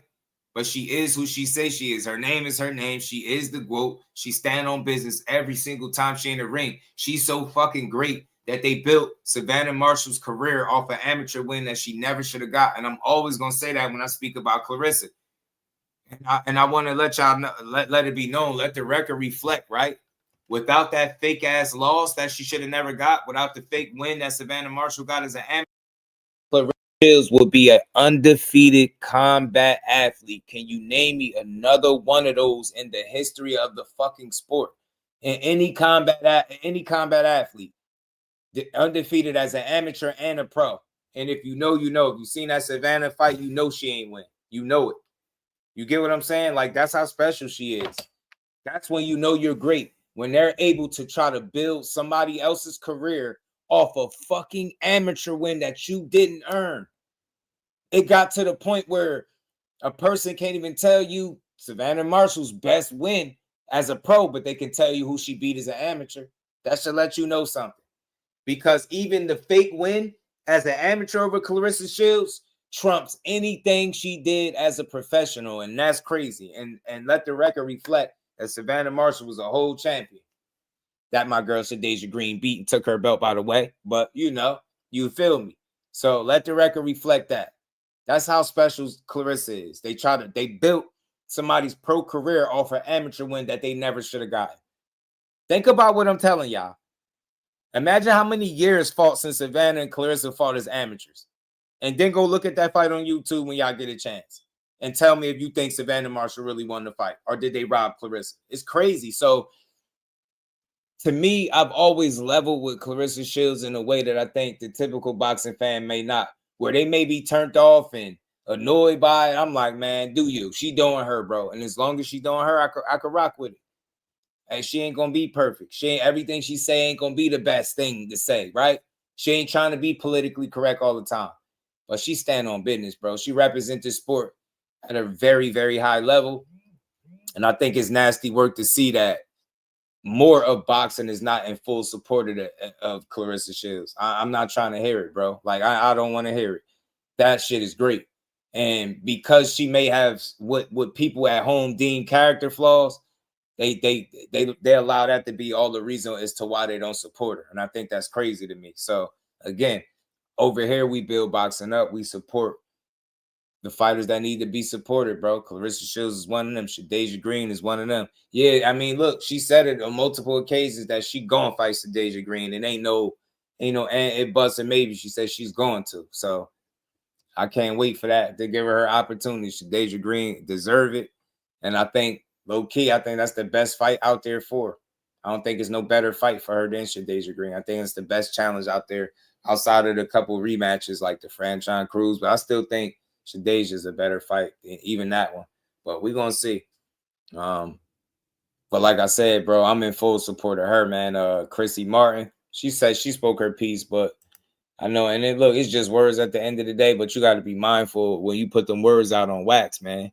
Like, you really said some men should walk up to her and knock her ass out just because she's saying she can beat men. And I get it, but it's like, man, will we, you know what I'm saying? We inciting riots and shit. Like, will we condone the domestic violence, bro? We trying to tell Rolly and Keith Thurman and swing on the GOAT on the one-on-one? On the walk-up? Nah, not on the walk-up, bro. We gonna Peter roll Keith Thurman and Rolly. They put hands on the GOAT. We jumping. Me and everybody in the chat, all 100 and something plus of us, we jumping. You get me? We jumping. We jumping Keith and Big Rolly. You get me? Putting hands on their asses, as a matter of fact. We ain't playing them type of games. Now, look, if you vertical, double tap the screen. Hit that like button, y'all. Let's get the likes up. Hit the like button, family. Hit the like button for your boy. As we wrapping up, man. Shout out to everybody, man. We're going to keep on building, y'all. We're going to keep on building. Man, he said, I always had Anwar stopping Layla. So I'm telling you, man, some say that's why that fight didn't happen, because they know. They know what it was gonna be. They said Layla was gonna get that Ann Wolf treatment. She was gonna get that Vonda Ward treatment. But how many people were scared of her and did not really fight her? Big right hand. One punch. That is it. Forget about setting up this punch right on the chin. As accurate and as powerful. Let's hope that Vonda is okay. A jubilant Ann Wolf. That is. She was undefeated and like 6'5", bro. She was undefeated and like 6'5". That shit is crazy, bro. And I think that was the only loss she had too, getting knocked out by Ann Wolf. She was a different kettle of fish, wasn't she? Special breed. She was a special breed. Knocked that ass smooth out. And this is for my Subriel Matiz people, man. Here, man, hit that like button, y'all. Sub to the channel if you new. Support the grind. We about 150 people in the building. Hit that like, y'all. Una vez sales el supuesto positivo, al otro día, nosotros que estábamos haciendo la diligencia de buscar todos los suplementos nuevos con el mismo Vasco, sabe que nos mantuvimos entrenando.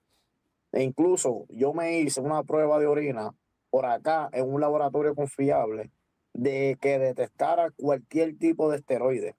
¿Sabe? Vuelvo y te repito, yo en mi vida, y lo digo aquí ahora mismo, si a mí me hacen la de prueba, la de pelo, y yo salgo positivo, algún suplemento, sea el que sea, en cuestión de hacer trampa dentro de un ring, yo me retiro del boxeo. He said, you ever catch him cheating, he retiring from boxing, basically. He ain't on no steroids. He ain't never took steroids. And no cheating, he for clean boxing. That's what he said, man. That's the Joker. Subriel. Layla wasn't beating her yet, man. I don't think so either, bro. Respectfully. You know what I'm saying? Because, you know nowadays, we all got to say Layla would have beat everybody, or we haters. You know how that go. We haters all of a sudden. You know what I'm saying? But let's keep rolling, man. Double tap the screen, man. I wanted to play something from Buddy McGirt. He was getting interviewed by Mill City, and he gave his thoughts on Shakur Stevenson possibly being at 147 pounds. Let's get into it. It's a short clip. Let's go. Josh Taylor, do you feel like the weight difference means anything in this fight? No, I just, listen, they could fight at 150. You know what I mean? At this point right now, nobody's going to beat Shakur. Nobody's going to beat him right now. I mean, he's at that point in his career right now where, listen, I'm going to predict this. I predict Shakur becoming welterweight champion. I predict him become champion at 147. He's just that good to be that. I like Buddy McGirt, man. That was his take without no hate and no slander attached to it. Said, man, he could see Corey being a champion at 147. He said, right now, ain't nobody gonna beat him. I gotta make a short video on that. Buddy McGirt talking that gospel, man. Telling you, all I'm saying, everybody can be beat. Everybody got flaws. Anybody can have an off night and get took out, right? But it's just gonna take a really good fighter and performance to beat him. That's all I be saying. You know what I'm saying? That's all. You gonna be on point that night. Trust me. The person that gives Shakur a loss, you can be like, damn, he was in there cooking. That you gonna say that. You gonna walk away from that saying that. It ain't gonna be no run of the mill shit. In my opinion, ain't gonna be no. You get me? Somebody that just ain't on the level. It's none of that. It's gonna be somebody that is really one of them ones. You get me? That's what I think. When you really a special fighter, take a special opponent to beat you. Special performance as well. You know what I'm saying? So everybody can lose. You know what I'm saying? It's boxing. Anything can happen. You got to be great on that night. But if you not, a loss could be right around the corner for you. And Buddy McGirt, 1982 at the Hoboken Boxing Gym, Washington Ave, 5th Street. He was 18 years old. Shout out to Dion. Man, Buddy McGirt. Buddy got that knowledge, man. Buddy, and you see how he gave credit where it's due. Now I gotta pull up this hating, big forehead, hating ass Floyd Schofield, hating ass dude. Where is it at, man? big hat having ass dude. Where is he at, man? Let me find this out. Shout out to Buddy McGirt, though, man.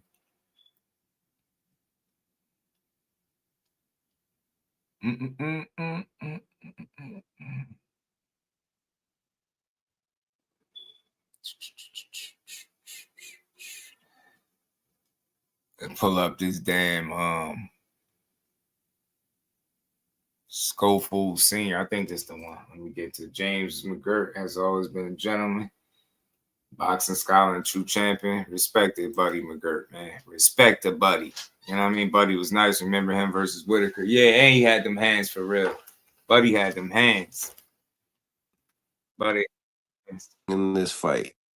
No, I just, you know what I mean? Listen, they could fight at 150. You know what I mean? At this point right now, nobody's going to beat Shakur. Jason, what's Nobody's good, going to homie? beat him right now. My bad. I didn't mean to pull that up. I just played that. My bad. Let me pull up Schofield. I'll be having so much stuff, y'all. Let me pull this up. Because he was hating. Matter of fact, I ain't even going to put him on. I'll just play the audio. Hating ass Schofield. Floyd Schofield Sr. Auntie Schofield.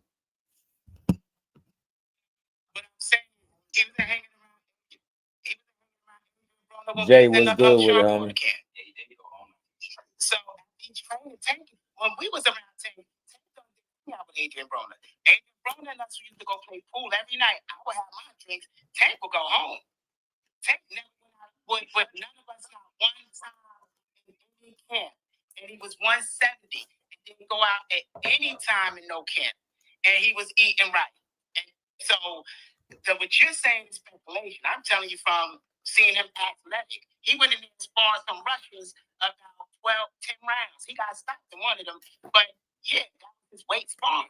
And that's why he got on the scale, because they would think about him and Floyd going in. And we was like, everybody was like, what's your weight?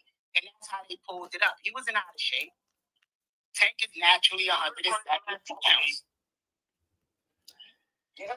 Shakur and T.O. is not losing money. That's a false narrative. If that's true, tell me where I could go look that up and find that, and I'll pull it up and put it on the screen so everybody can see it.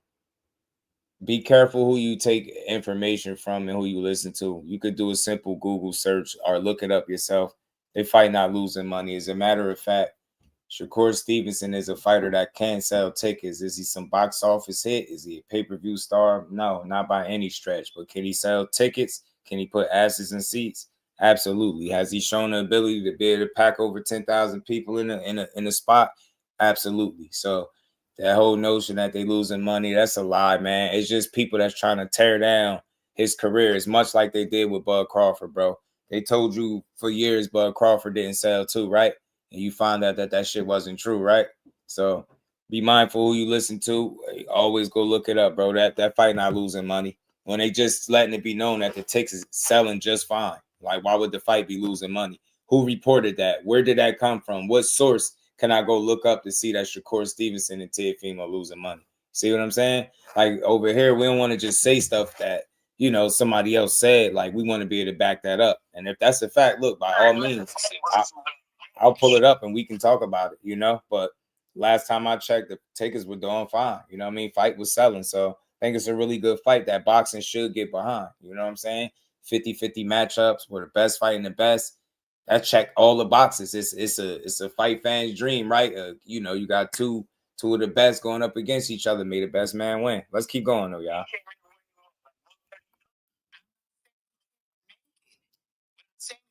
Weakening him. That's why he was weak in Roach fight. He don't have the power. You see how even Devin outgrew the division and had to move up. Tank outgrew the division and trying to hold it on because of his height. They holding it because of his height, not because of his abilities. Because they don't want nobody to outbox him with a long jab, and we know that. But Tank will come in 170, but his height, he's too short.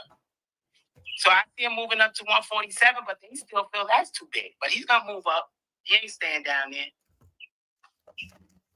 I think 140 is gonna be too much for him as well. Getting down there. Too. Yeah, I think so too. I think so too. Joshua and Fury, if that happens, man, Joshua might lose, man. I don't know what they expect from Fury, but I think that fight might be more even than it's ever been at any point in their careers. A game is going to be a great fight. If not, the Stevenson is going to put belt. Yeah, he's going to put belt the ass on Teo. Both. This is a fight where both guys going to bring their A games. They could lose. They made Jake Paul go down to 195. Supposed to make him go down to 195. And the rumors are the real reason why Jake canceled the fight was because he was not going to 195. So this whole thing. Stop it. You might check. Just simple as that. But they use that excuse to fight. So he's really not serious. Why fight? So he's next to all the women. That was strong. He don't have to fight this shit. We got 400 votes for the Teofimo Lopez and Shakur Stevenson fight. I'm gonna make 75% believe Shakur Stevenson's gonna win this fight. 75%, senior. 75%. Hit that like button, y'all. Double tap the screen. If you vertical, y'all. Support the grind. I mean, it is what it is. Subscribe to the channel. It is what it is, you know.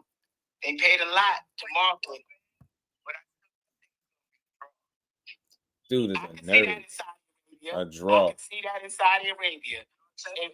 Somebody tell Choppers that the fight is in New York City, not Saudi Arabia. Choppers. First of all, Shakur is gonna find offense. I'm so tired of false. All this, he don't throw that much anyway. False. He's number 2 in combinations landed in all active boxers in boxing. Shakur Stevenson with the highest plus-minus ratio. You can't accumulate stats like that and be that high in those categories if you're not throwing punches. I just hate that. Is he I don't know, a KO artist? No. Is he William Zepeda when it comes to output? Hell no. But he throw his hands. All that, he don't throw punches like that. Tell people, when people say shit like that, tell them that show you the fight where they could prove to you that he don't throw punches outside of one fight where he was injured. Get what I'm saying? That shit is a lie.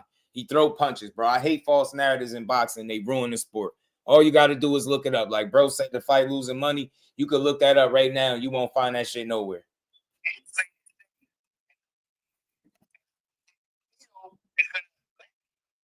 So if no one's going to really go the fight, so they might call it a draw. I think. Okay, now let me said it's in Saudi Arabia. Who brought New York? It's NYC. I know that. But why was you just saying in Saudi you can see that? But you know that. If you knew that, you wouldn't have been talking about Saudi. Choppers. This dude get on my nerves, man. I swear, man. All he do is hate. You might as well interview his son. Let the son talk. We don't care what he think.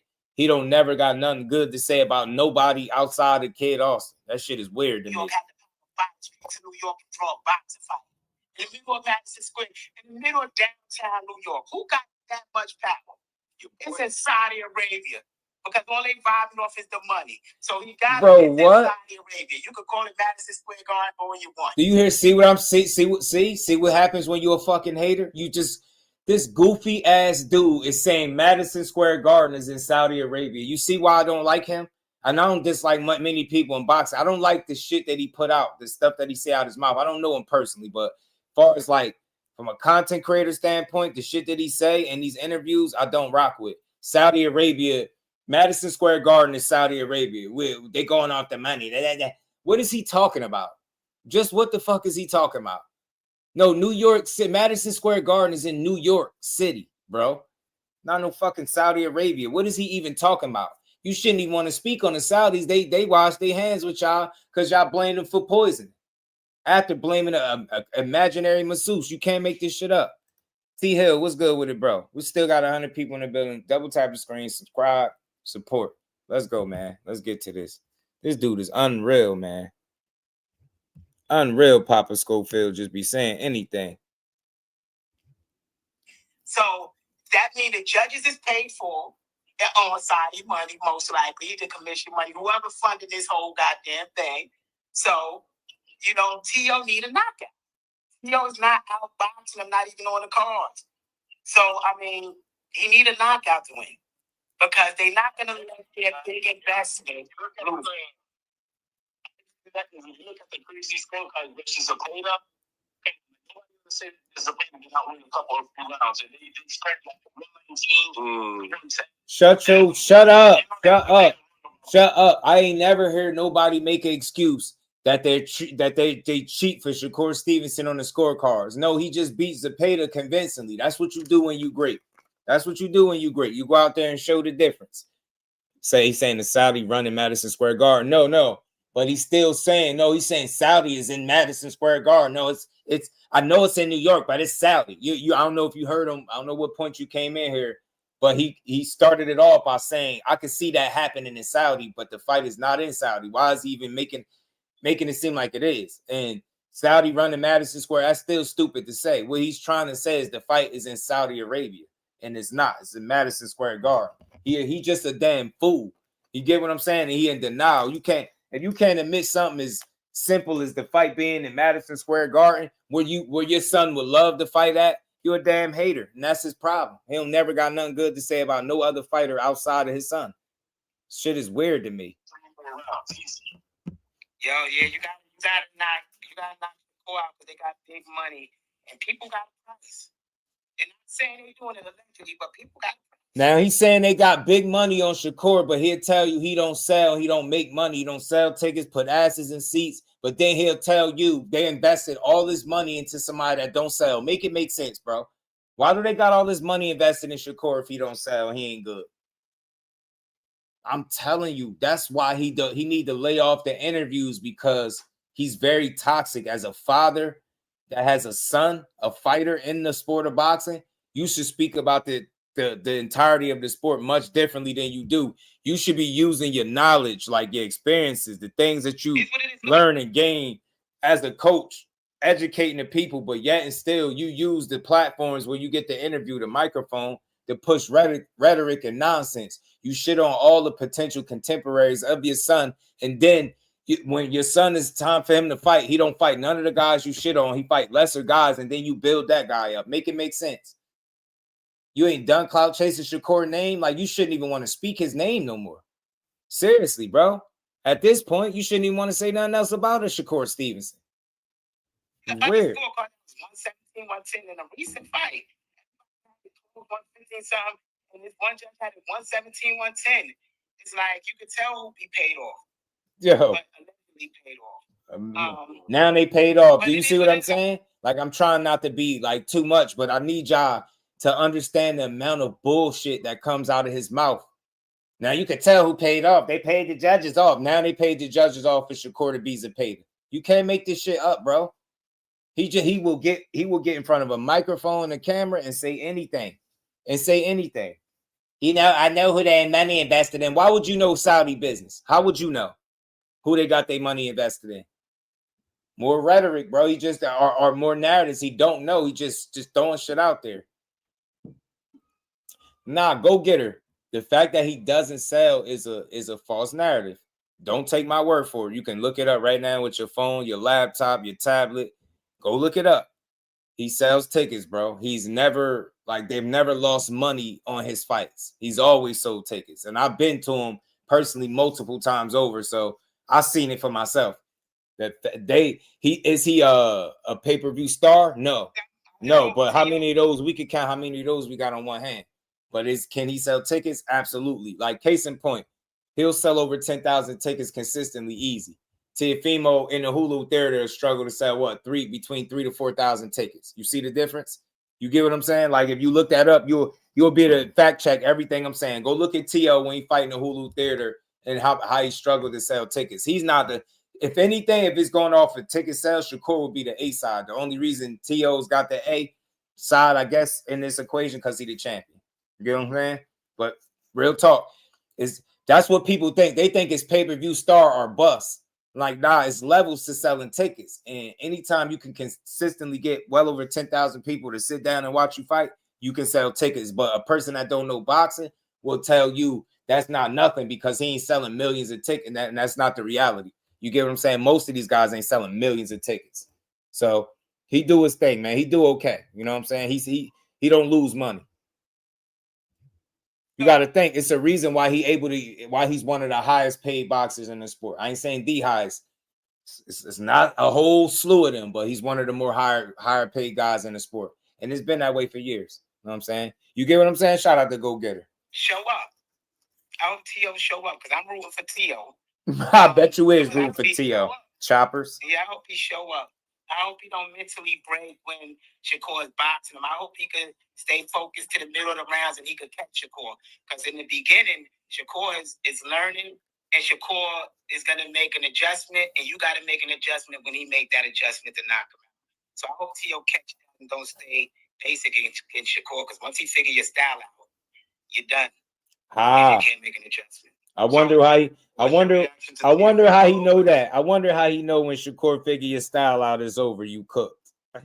This dude actively rooting for T because we rooting for T.O. We rooting for T.O. This dude get on my nerves, man. But I just want to see the best fight possible. I want to see both guys on their A game so we can see the best fight. You know what I'm saying?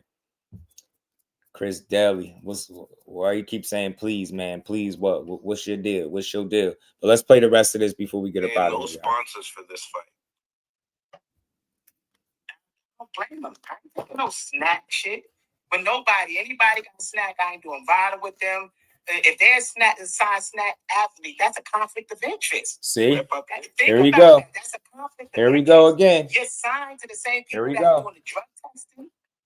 Yeah. Signed to the same people that said they could make a steroid. He's just hoping somebody beat Shakur because his son wasn't going to do it if he'd have gotten there February 22nd. He wild sitting up here praying on this man downfall after you clout chased his name.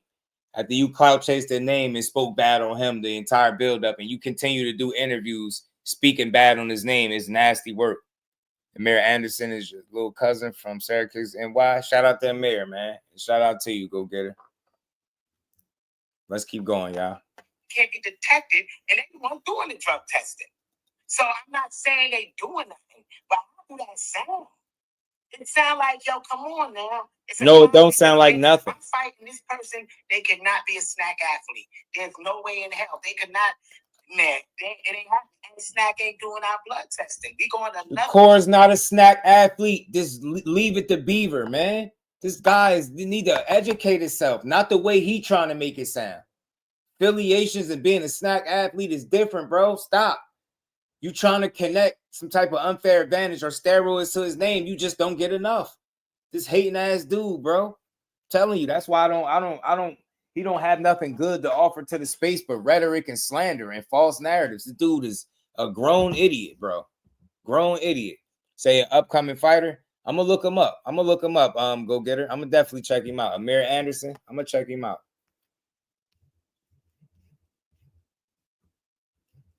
Other place doing the blood testing because snack is not going to go against their people that they put their money in company bond. Think about it. He just talking, That's bro. why I wouldn't be surprised. Not saying this happened, but I wouldn't be surprised if Brian is saying that he didn't cheat. They popped that in there. I would not be surprised. They the ones doing the test, and that was a snack athlete. So no, I wouldn't. No sponsors, no snack sponsors. Vada tests. They just do simple ones. You don't got to do the one fight. Switch. He got to be a switch fighter. Because Shakur jumped back and tried to use range. So that jump back, if he switched forward at the same time, it'll still be in his chest. And Shakur, when he jumped back, his head is up, his chin is up, and his hands down. So he either got to be a pressure fighter or he got to be a switch fighter to get to Shakur. Because Shakur only blocked one side of his body. You get to the other side, he's wide open. A Philly shell only blocked this side that's right here. You get to the side. I really don't like nothing he's saying.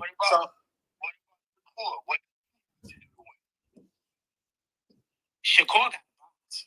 He got to bounce and hope his hands hold up. I'd say he got to keep hitting towards the body, the soft targets, so his hands hold up. If he keeps throwing them headshots, his hands might not.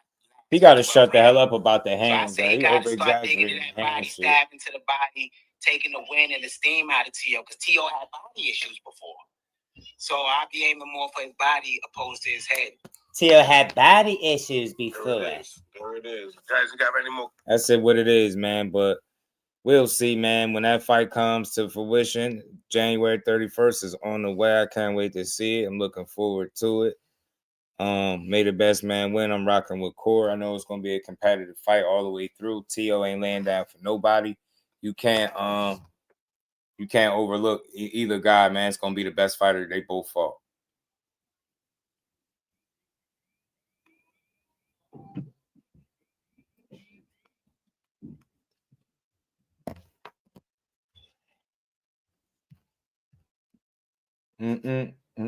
So yeah, well. He said if it isn't Schofield himself, yeah, it is Schofield senior talking that stuff. But look, man, he ain't never got nothing good to say about Shakur Stevenson ever since his son didn't make it to the dance against him, right? He treats that like it's Shakur's fault that his son didn't make it to the fight. So that's just very weird to me. It's odd, but what could you expect from odd people? But look, shout out to everybody. Another dope build in the books, man. We gonna always get boxing is just do over here. Bring your opinions, bring your different point of views, and we gonna build on it, man. If you new in the building, because we still got about 90 people in the building, make sure you subscribe to the channel, turn your notifications on, hype the live, turn that bell icon on, and keep supporting your boy. We gonna keep building, man. Y'all make sure y'all enjoy the rest of this good Tuesday, man. And we're going to be back tomorrow, 4 o'clock. Y'all already know, Eastern Standard Time, Monday through Friday. We're going to see what's the next fight card that we're going to call. I don't know yet. I gotta look, see what's on the schedule. So the question, why does Floyd Schofield try to look like Henry Armstrong? Probably ain't comfortable in his own skin, bro. You never know, man. But if he just promoted his son and been more solid instead of, shout out to Chris Daly, it was good with it, fam. You just promote his son and stop hating on the contemporaries and everything that is boxing. Always got negative takes and never nothing good to say. Actively betting against Shakur, picking against him every fight. Shit just seemed weird. Like, I get it. You should want your son to put the L on his record, though. But you already know that shit ain't going to happen, or it's less likely to happen. So he ain't going to talk with nothing of substance. So the hell with it, man, at the end of the day. Dude is super weird, man. He better hope his son can reach the level that Shakur Stevenson reached. You know what I'm saying? He lucky he ain't saw him. Yeah, he lucky. I think his granddad said something about it too. Chris said he think Teofimo wins, though. Ain't nothing wrong with that. Teofimo got a real chance to win. That's why you saying that. You're not crazy for saying that. He got a real chance at winning this fight. You know what I'm saying? Teofimo Lopez got a real good chance. He got a fair chance, should I say. I don't want to overstate it. I got Core, man. Core's smart, make less mistakes. Just more efficient, more substance, less flash. T.O. is more flash, less substance, less efficiency. Although he's very dangerous, one of the most athletic fighters in boxing. It's top-tier talent, man, that you can't play with. So can't wait to see it. May the best man win. But look, shout out to everybody that rocked out to the end of the show. Much love to everybody that hit the super chat. I appreciate you. Like I said, if you're new, subscribe, bell icon, hype the live, hit that like button, double tap the screen. If you vertical, if you horizontal, hit that like button, y'all. And look, we'll be back tomorrow, 4 p.m. to build on this boxing, how we always do.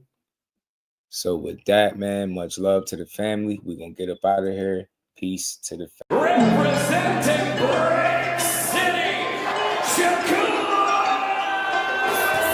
Finding those levels, too. Look at that 4-punch combination. It's a masterclass right now from Shakur Stevenson. That's what you're seeing. A masterclass. And Shakur meets him with a straight left hand. Oh, there's a knockdown.